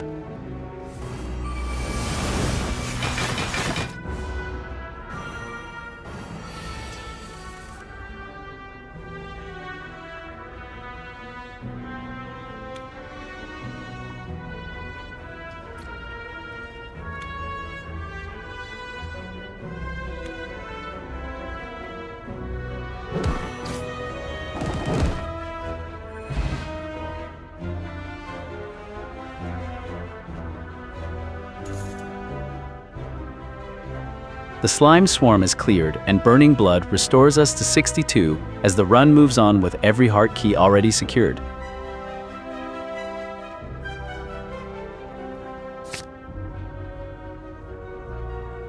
Headbutt adds controlled recursion, most importantly reusing Battle Trance for draw or Hemokinesis for damage, without bloating the deck with another purely generic attack.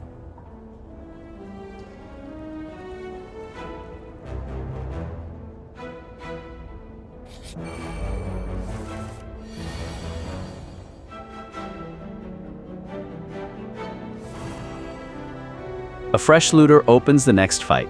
At 62 health, this is a useful chance to preserve momentum after the slime cleanup.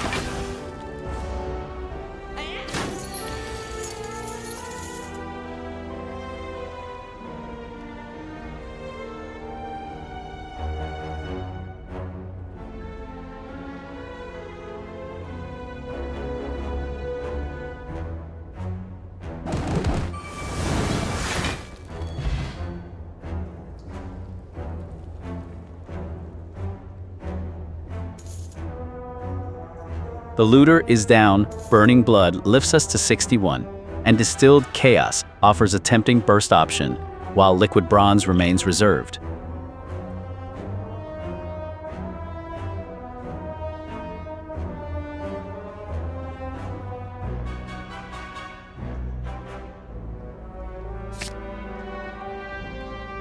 Power Through supplies the large 1-card block this deck lacks, and its wounds become useful Fiend fire fuel, while Feel No Pain offsets their exhaust.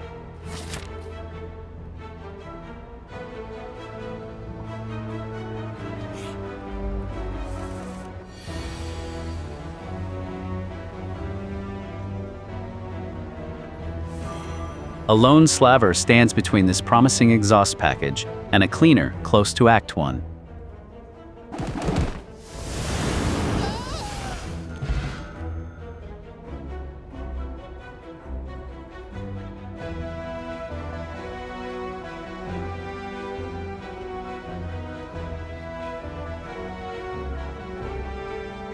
Reagan Potion is better long fight insurance than Distilled Chaos, so I'm preserving Liquid Bronze for the heart. I'm replacing Chaos with Reagan before Guardian.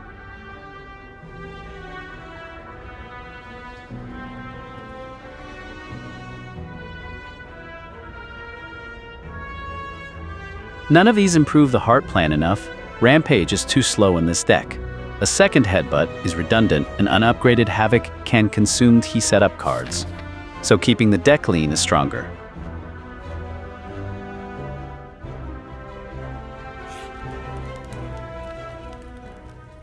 At 65/75 with Reagan available, smithing is stronger than resting.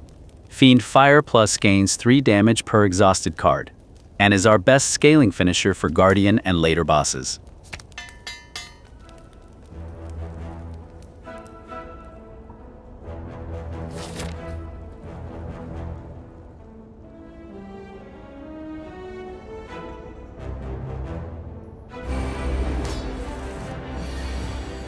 Guardian rewards controlled burst and sustained weak. Reagan is best used now to top off through its long defensive cycle, while Liquid Bronze stays reserved for the heart's multi-hit turns.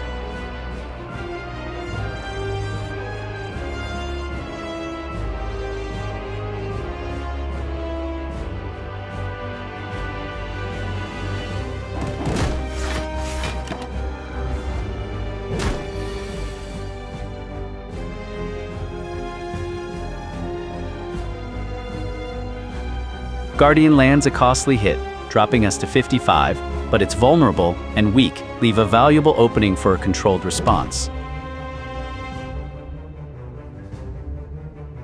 Guardian is debuffing rather than attacking, so this is the burst window. Headbutt retrieves Hemokinesis for next turn, then Fiend Fire Plus converts the remaining hand into heavy vulnerable damage, and feel no pain block.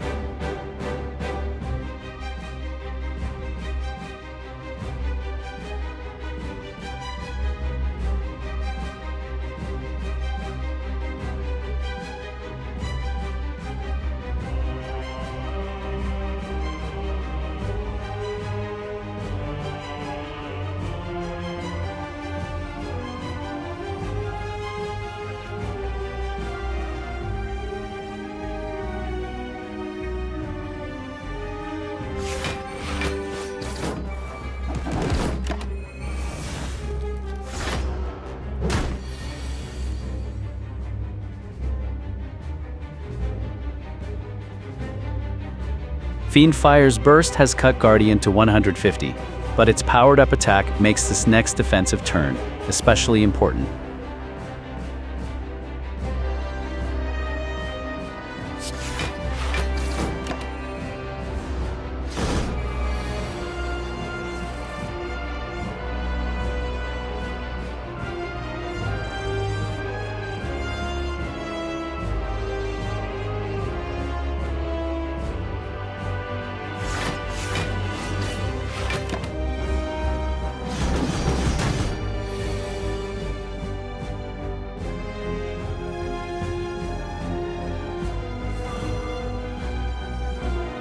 The Guardian claws back 5 health, but its defensive posture gives this battered Ironclad another chance to stabilize.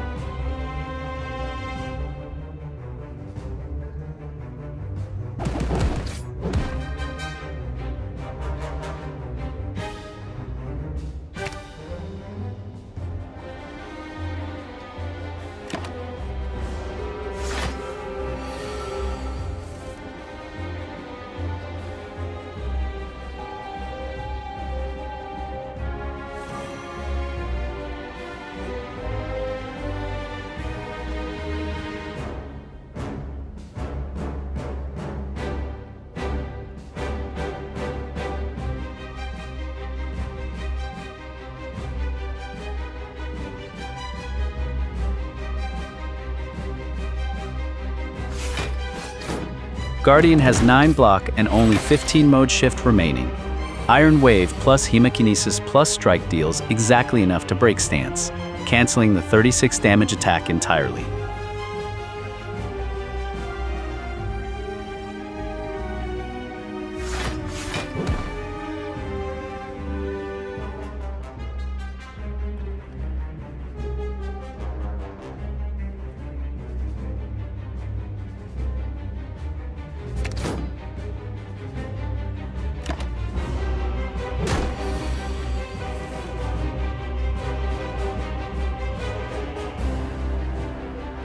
Guardian is down to 80, but Ironclad has slipped to 44 health as the boss shifts into another powered-up attack.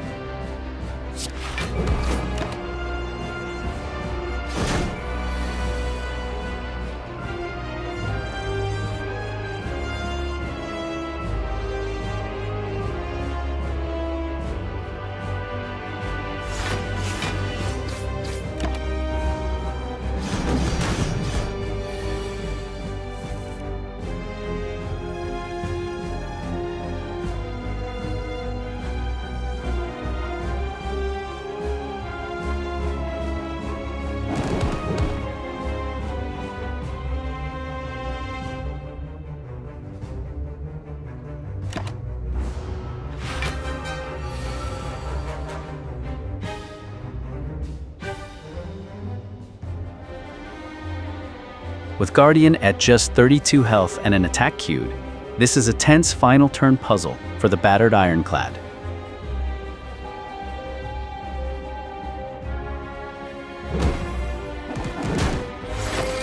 Guardian's 36 damage hit is lethal, but Bash into Hemokinesis clears its remaining mode shift through the 9 block, forcing defensive stance and canceling the attack.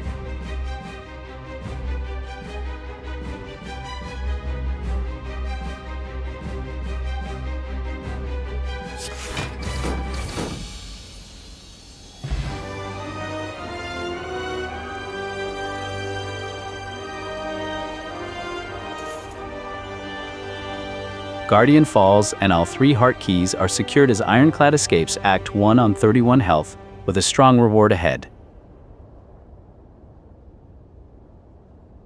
Offering is the clear, rare, zero-cost draw, and energy accelerates Feel No Pain, Shockwave, and Fiend Fire turns, while its exhaust also generates block once setup is active.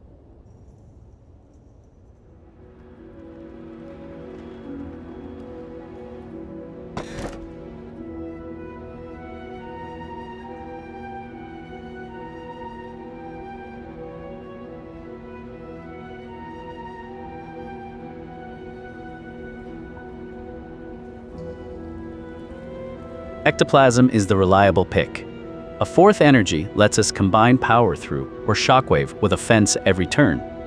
Snecko Eye punishes this mostly 0-1 cost deck, and Astrolabe's variance is too risky at 31 HP.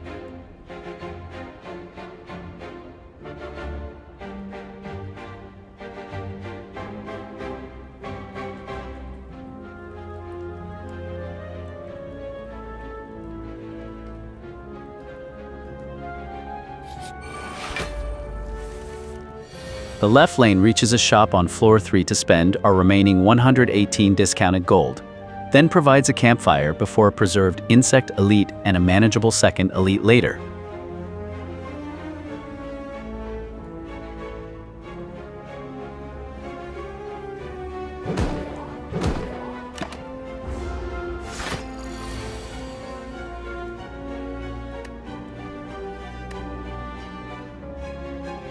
The Guardian is still fresh, but its next attack carries a debuff, so this hand can press damage, while respecting the incoming hit.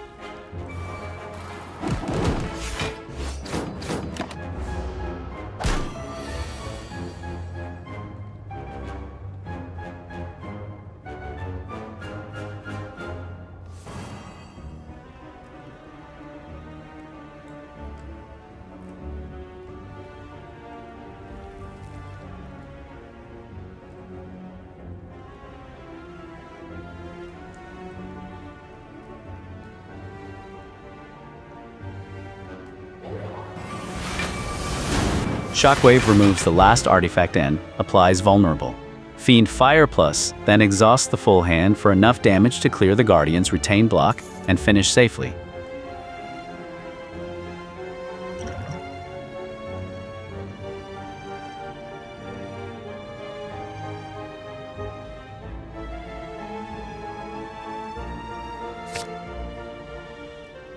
Ghostly Armor is efficient block, and its ethereal exhaust works with Feel No Pain, making it stronger for Act 4 than another redundant debuff attack.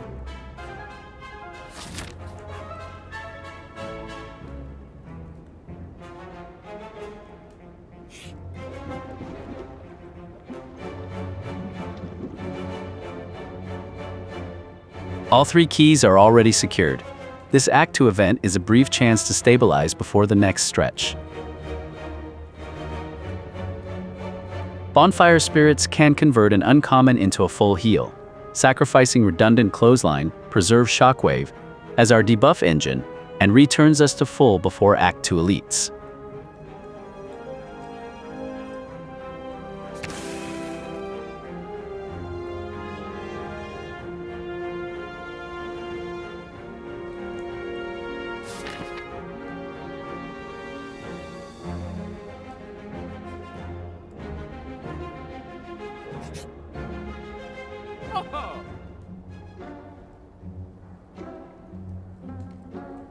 Act 2 opens at the discounted shop with 118 gold, while all 3 heart keys are already safely secured.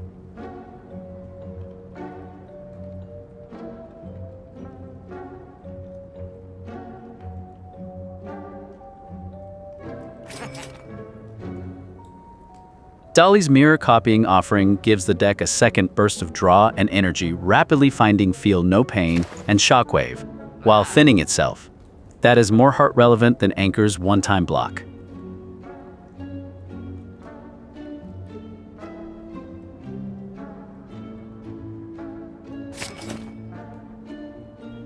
With 35 gold left, discounted Body Slam is efficient payoff for power through and can later upgrade to 0 cost. The heart potions are more valuable than the shop replacements.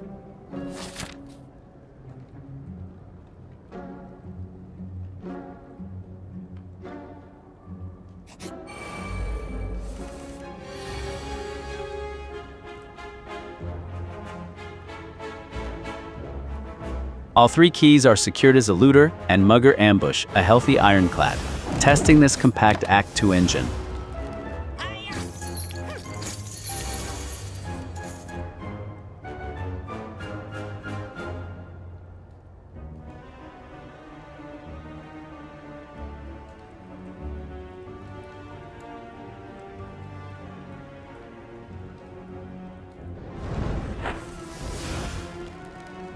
Both thieves are still attacking and our gold is already stolen. Offering 6 HP, cost is justified to find Feel No Pain power through, and convert this turn into a kill or full block.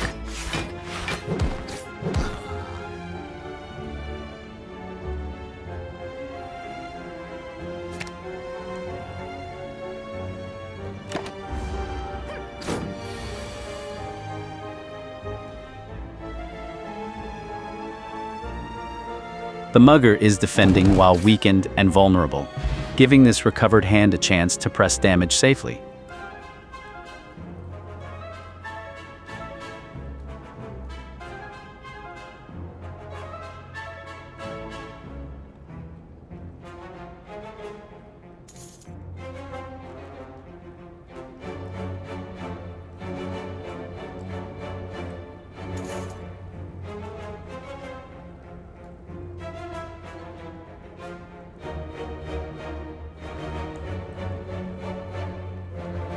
With all 3 keys already secured, this reward offers Havoc, Pommel Strike, or an upgraded Clothesline for the compact Act 2 deck.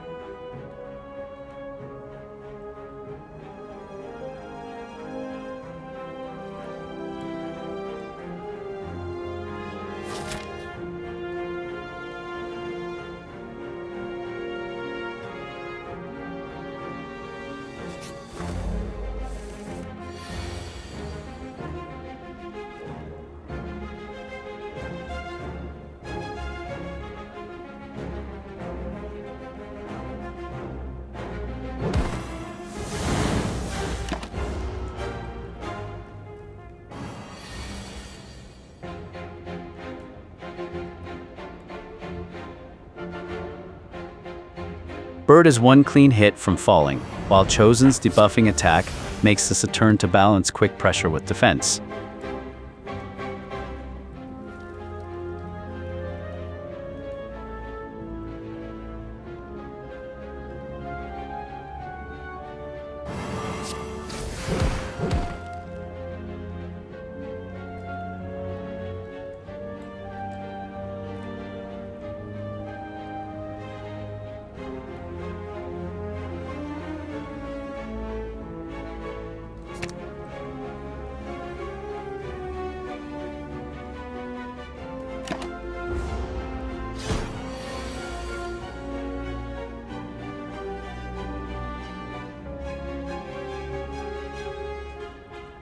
Chosen's hit lands hard, leaving only 32 health. Its vulnerable window is valuable, but surviving the next attack is now the priority.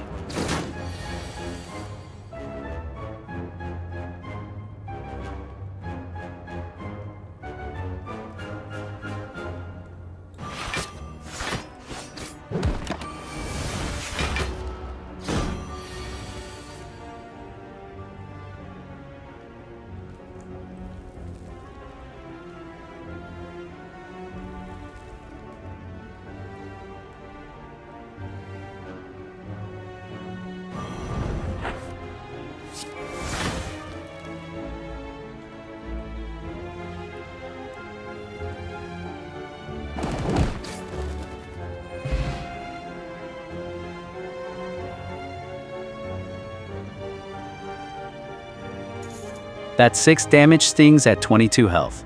Chosen is weakened and vulnerable, so this turn needs efficient pressure without sacrificing survival.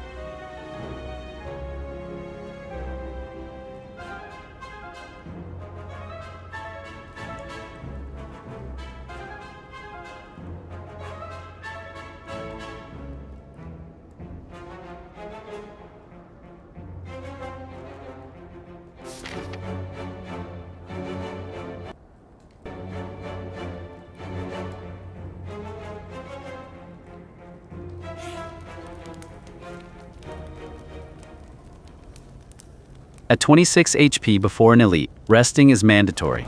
The recovered health preserves both heart potions and Let's Preserved Insect. Carry the elite matchup.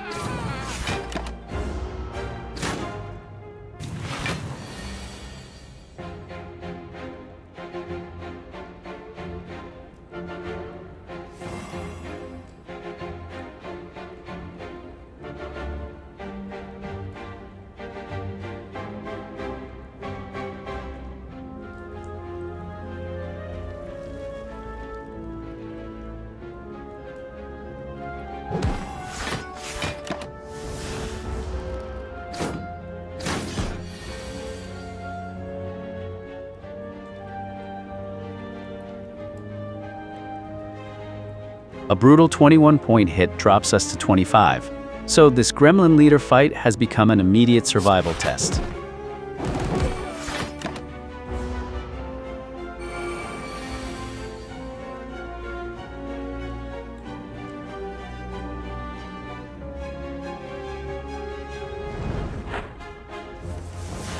Leader summoned 2 attackers, and all 3 now swing into 23 HP. Offering is necessary to find Feel, no pain block. Then Shockwave must cut the multi-hit damage.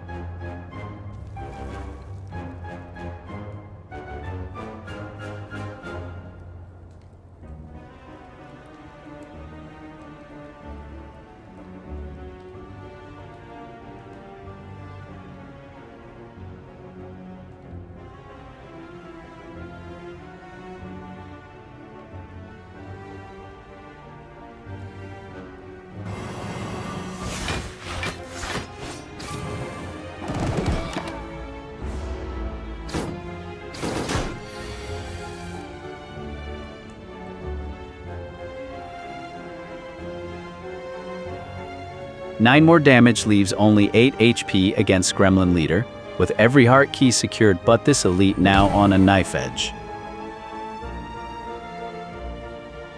At 8 HP, Offering is unusable.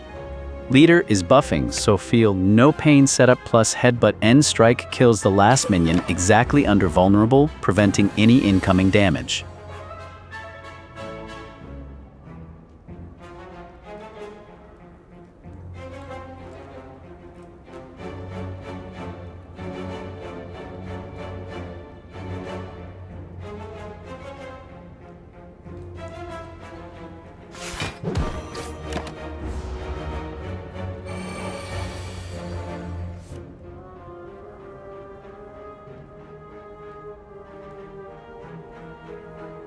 The leader is briefly defending, but 2 fresh minions make this 8 HP position a desperate scramble for enough block.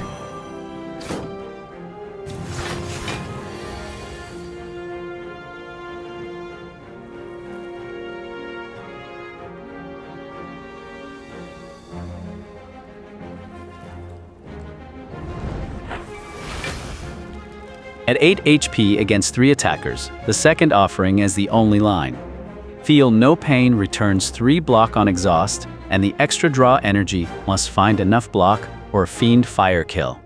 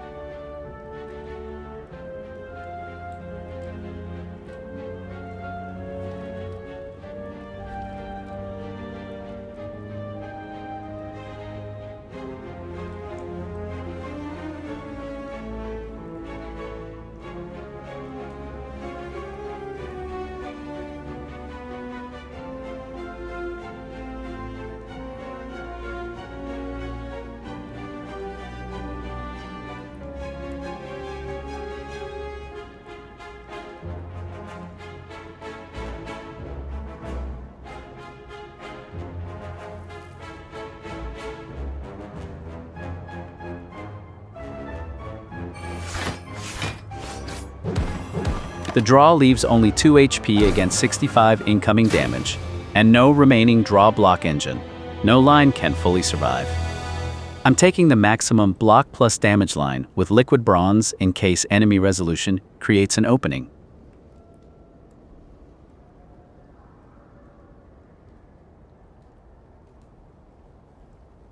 That run is complete.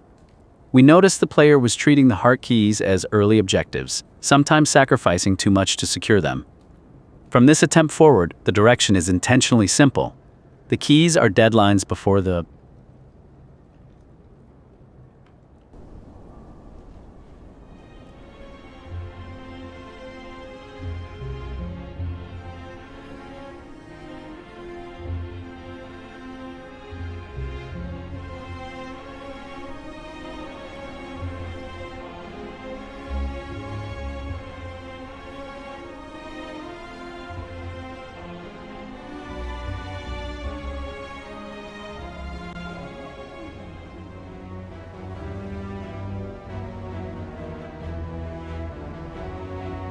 Run 6 begins at Ascension 20.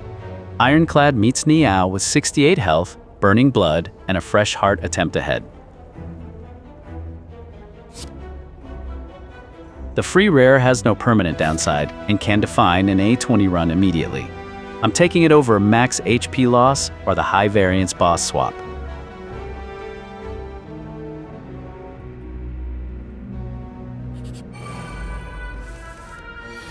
Demon form gives the scaling needed for Hexaghost and later bosses, but the deck still needs efficient front-loaded damage. I'm taking the early 2-fight lane, then using the flexible central route to prepare for elites rather than grab in.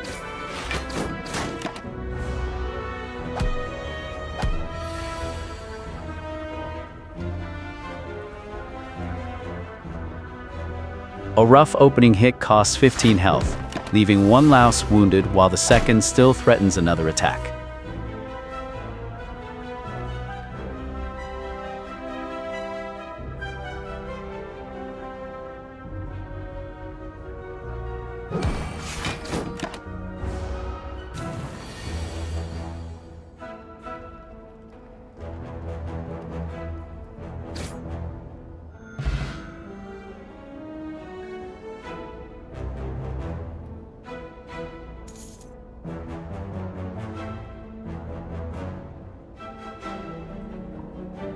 After a bruising opener, this reward can add the front-loaded damage or disruption the demon form plan still needs.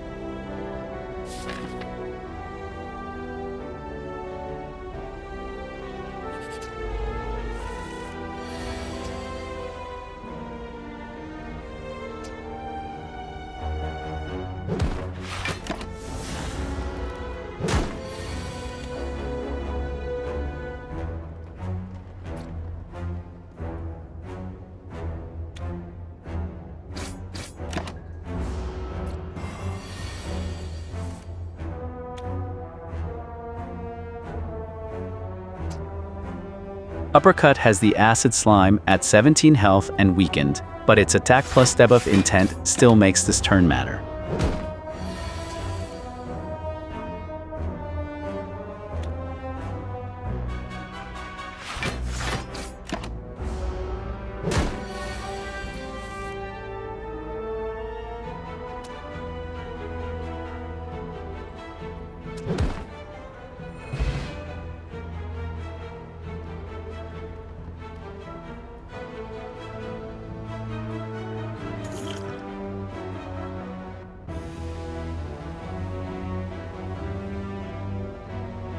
The next reward offers Thunderclap, Havoc, or Inflame, as this demon form deck looks for early combat support. Inflame supplies affordable, immediate strength when demon form is too slow, improving both hallway survival and eventual multi-hit scaling. It is the strongest long-term pickup here. With a guaranteed shop ahead and HP already pressured, the 50 to 80 gold converts into stronger immediate purchases than paying 7 HP for a single removal. I'm preserving health and funding the shop. The next floor is one normal fight followed by a campfire.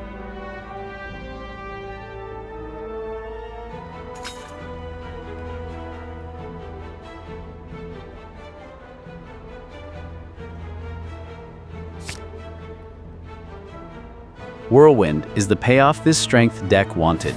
Scalable area damage, efficient energy conversion, and a powerful pen nib target that stays relevant through Act 4.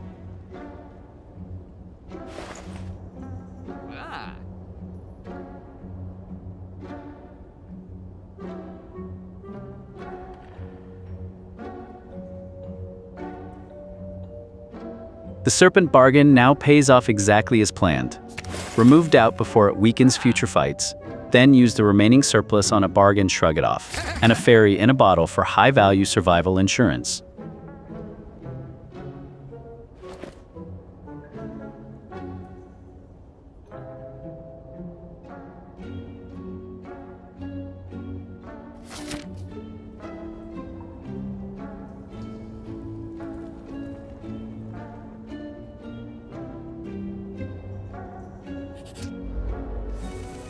One elite relic is secured, and the deck's next priority is reaching Hexaghost healthy. I'm taking the normal fight lane instead of chaining a second elite after the shop.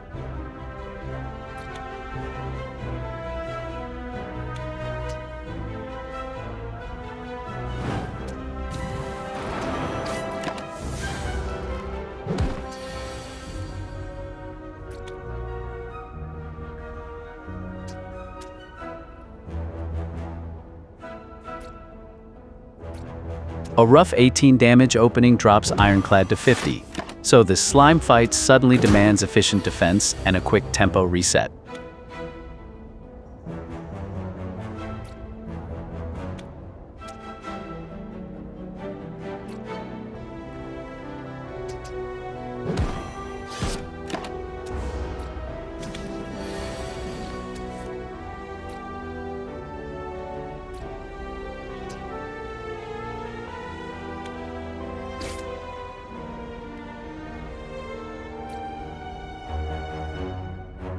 One slime is down, leaving a 2-health straggler as Ironclad looks to close this normal fight without spending survival resources.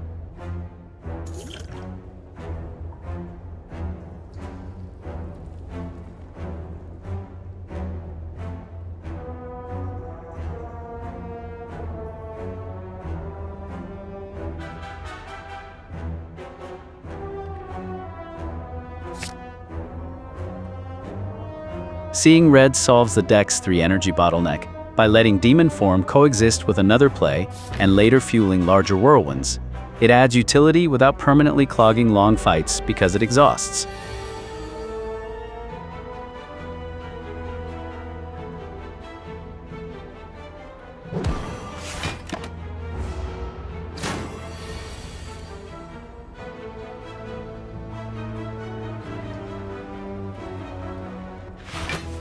Slaver is softened to 36 with debuffs applied, but Ironclad is weakened and needs to respect the incoming attack.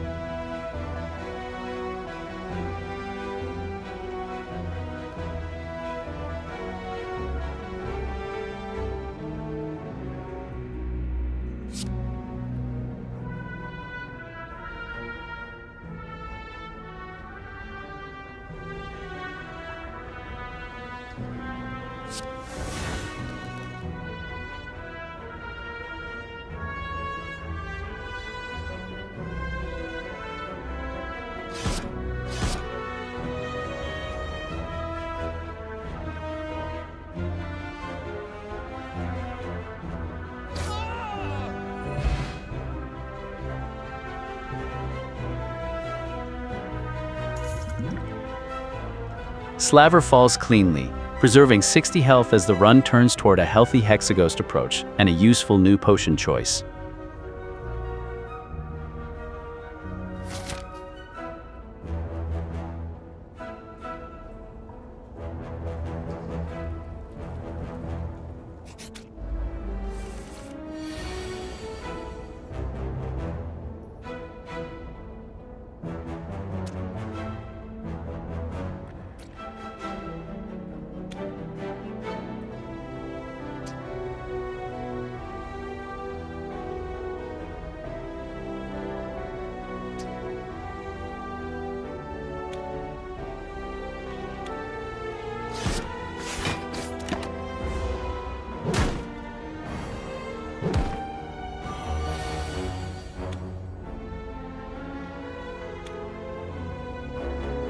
7 damage and weakness sting in this crowded slime fight, though one acid slime is now nearly finished.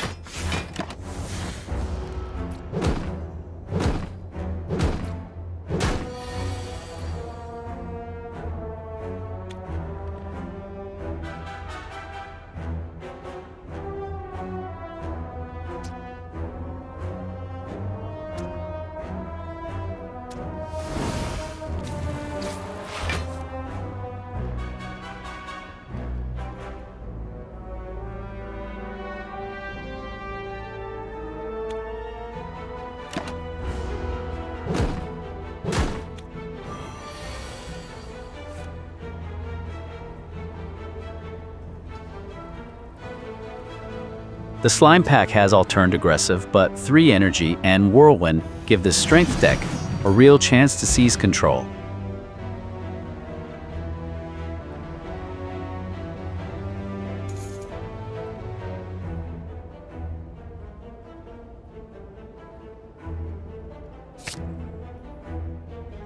Sword Boomerang is a 1 energy multi-hit strength multiplier, giving the deck efficient single target damage for bosses, while Whirlwind handles groups.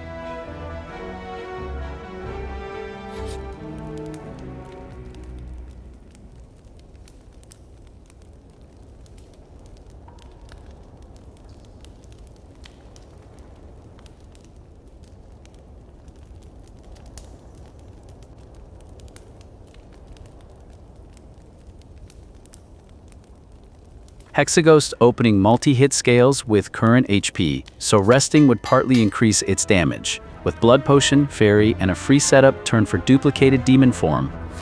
Upgrading Whirlwind gives the safest route by ending the fight MUC.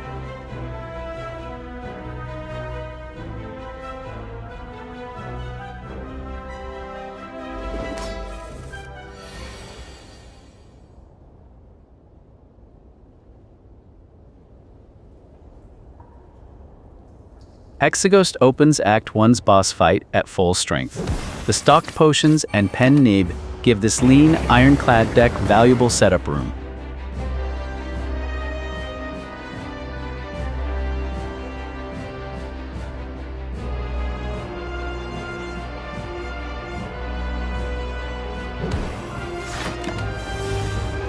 Pen nib is primed on the 6-hit opener.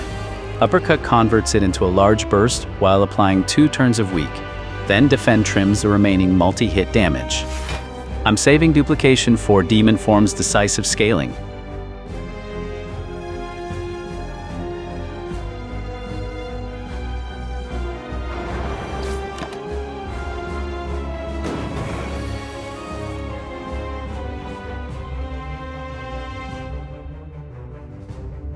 Hexaghost is already down to 181, but this attack turn makes Demon Form's timing and the defensive tools especially important.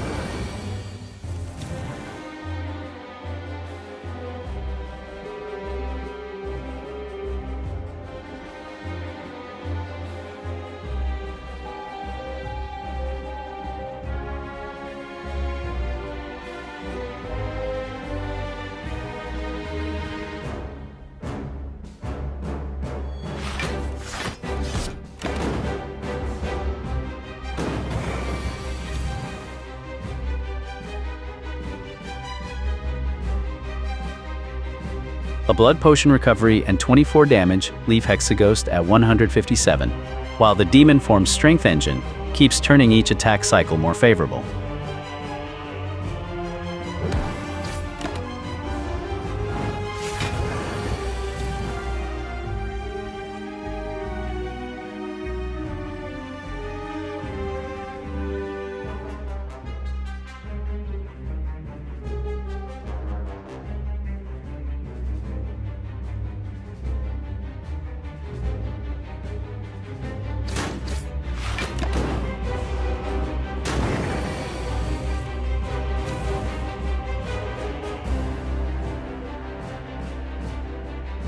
Hexaghost drops to 73, but the 9 damage hit leaves only 35 health as the Strength Engine reaches a decisive point.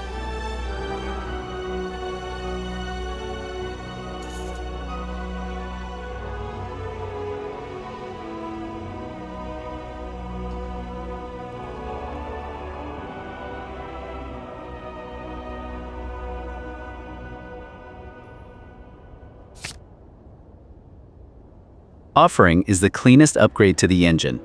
Immediate draw and energy let the deck deploy demon form, block, and convert the remaining energy into whirlwind damage in the same turn.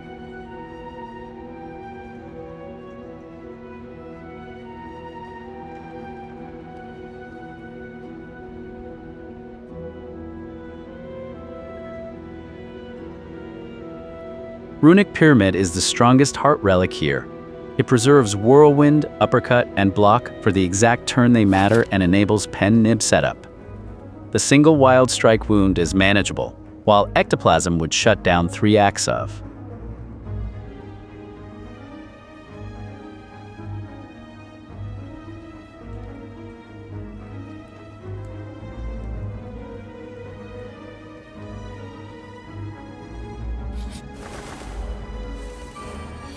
The right lane offers 2 early fights to build gold, a shop, a campfire, then a late burning elite followed by another rest. That is the safest act to window to secure the emerald key after the deck is prepared.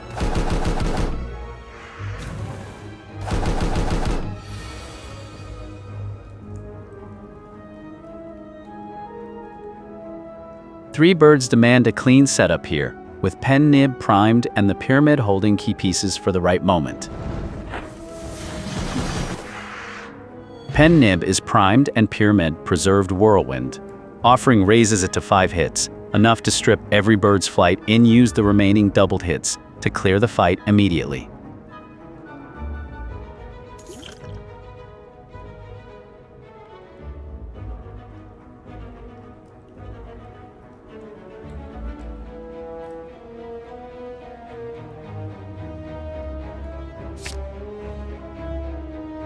Dropkick converts the deck's abundant vulnerable into free damage and card draw, improving both pyramid hand flow and long boss turns without adding an energy burden.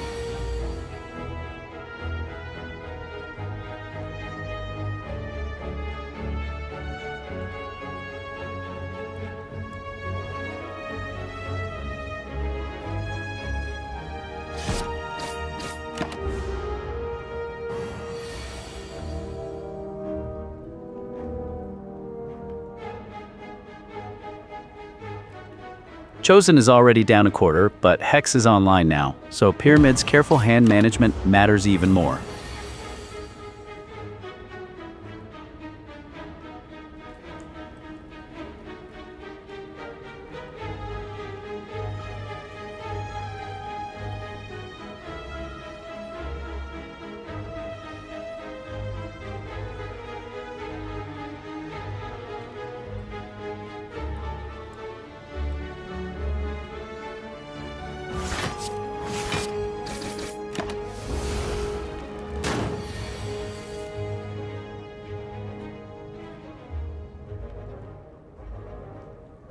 Chosen chips away 5 more health, and the new weakness makes this pyramid hand a more delicate puzzle.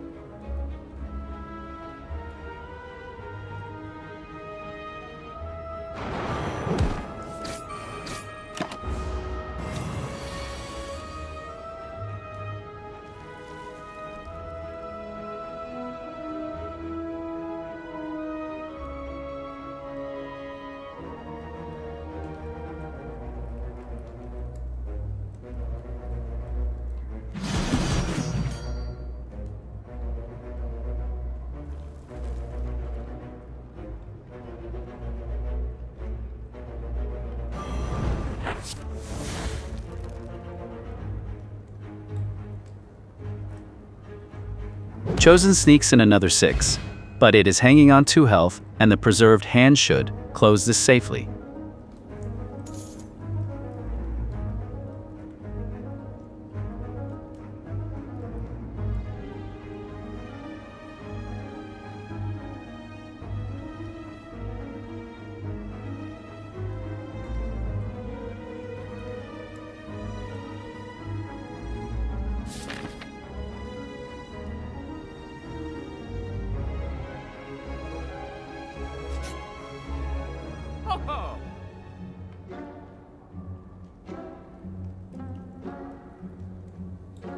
With 171 gold and a sturdy pyramid setup, this shop is a timely chance to sharpen the deck before the Emerald Key route.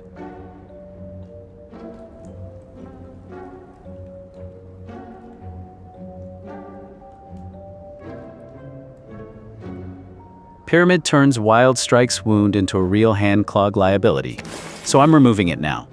A third shrug it off, then raises block density, while cycling retained hands toward the scaling pieces.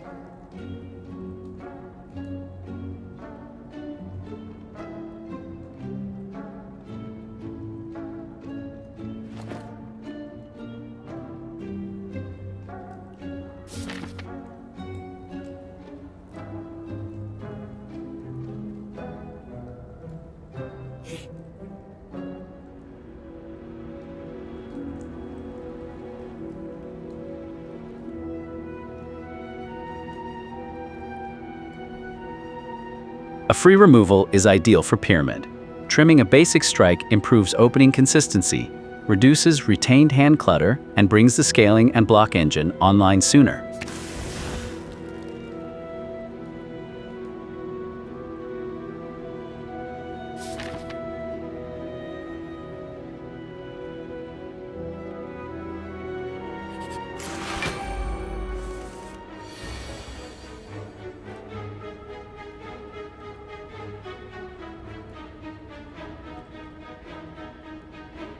Act 2 opens with Parasite and Fungi Beast.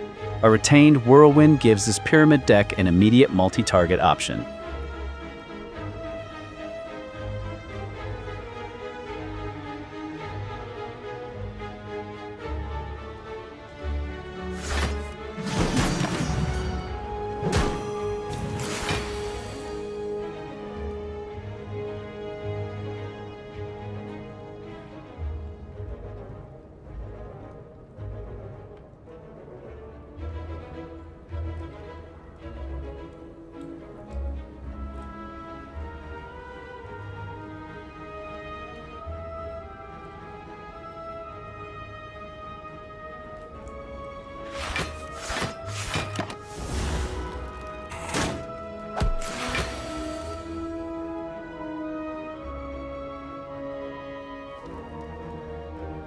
That 11-point hit puts this fight under real pressure, with both enemies still threatening and the retained hand needing a decisive response.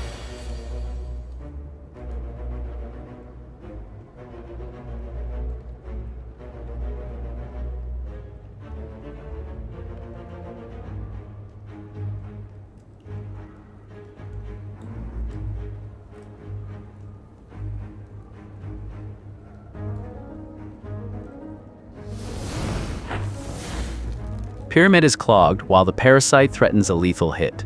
Exhausting Seeing Red and Offering opens 2 draw slots and creates 6 energy, giving the deck a real chance to find weak, block, or a decisive Whirlwind this turn.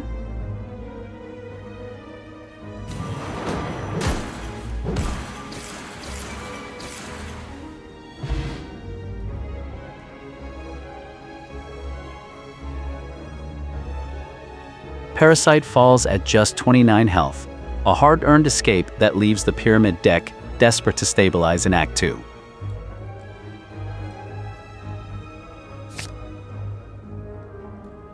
Body Slam Plus is a zero-cost outlet for Pyramid and converts the deck's retained shrugs into real damage, while also advancing Pen Neeb without consuming energy.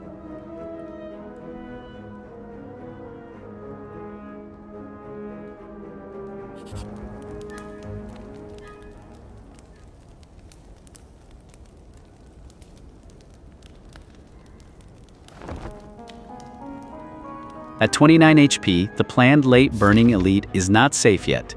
This rest restores the health buffer needed to fight for the Emerald Key without risking the entire run.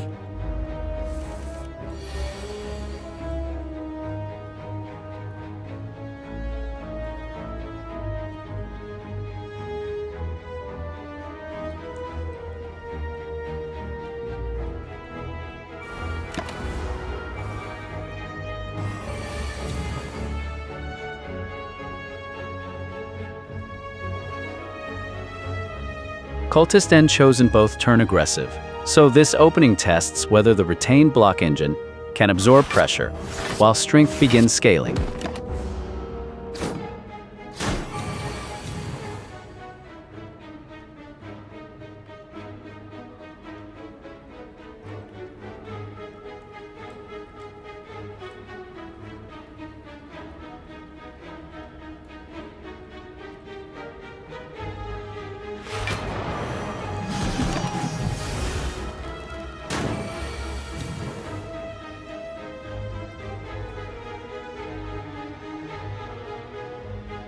Chosen's attack lands hard, cutting the health buffer to 31, while Demon Form Scaling and Fairy in a bottle keep the fight alive.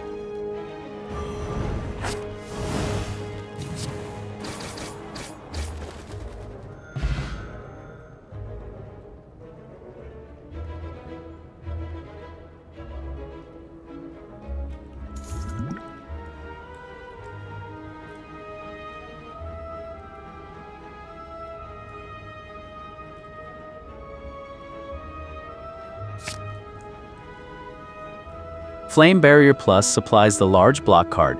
This Heart plan lacked and punishes multi-hit enemies, including the Heart's 12-hit attack. It is a premium defensive pickup,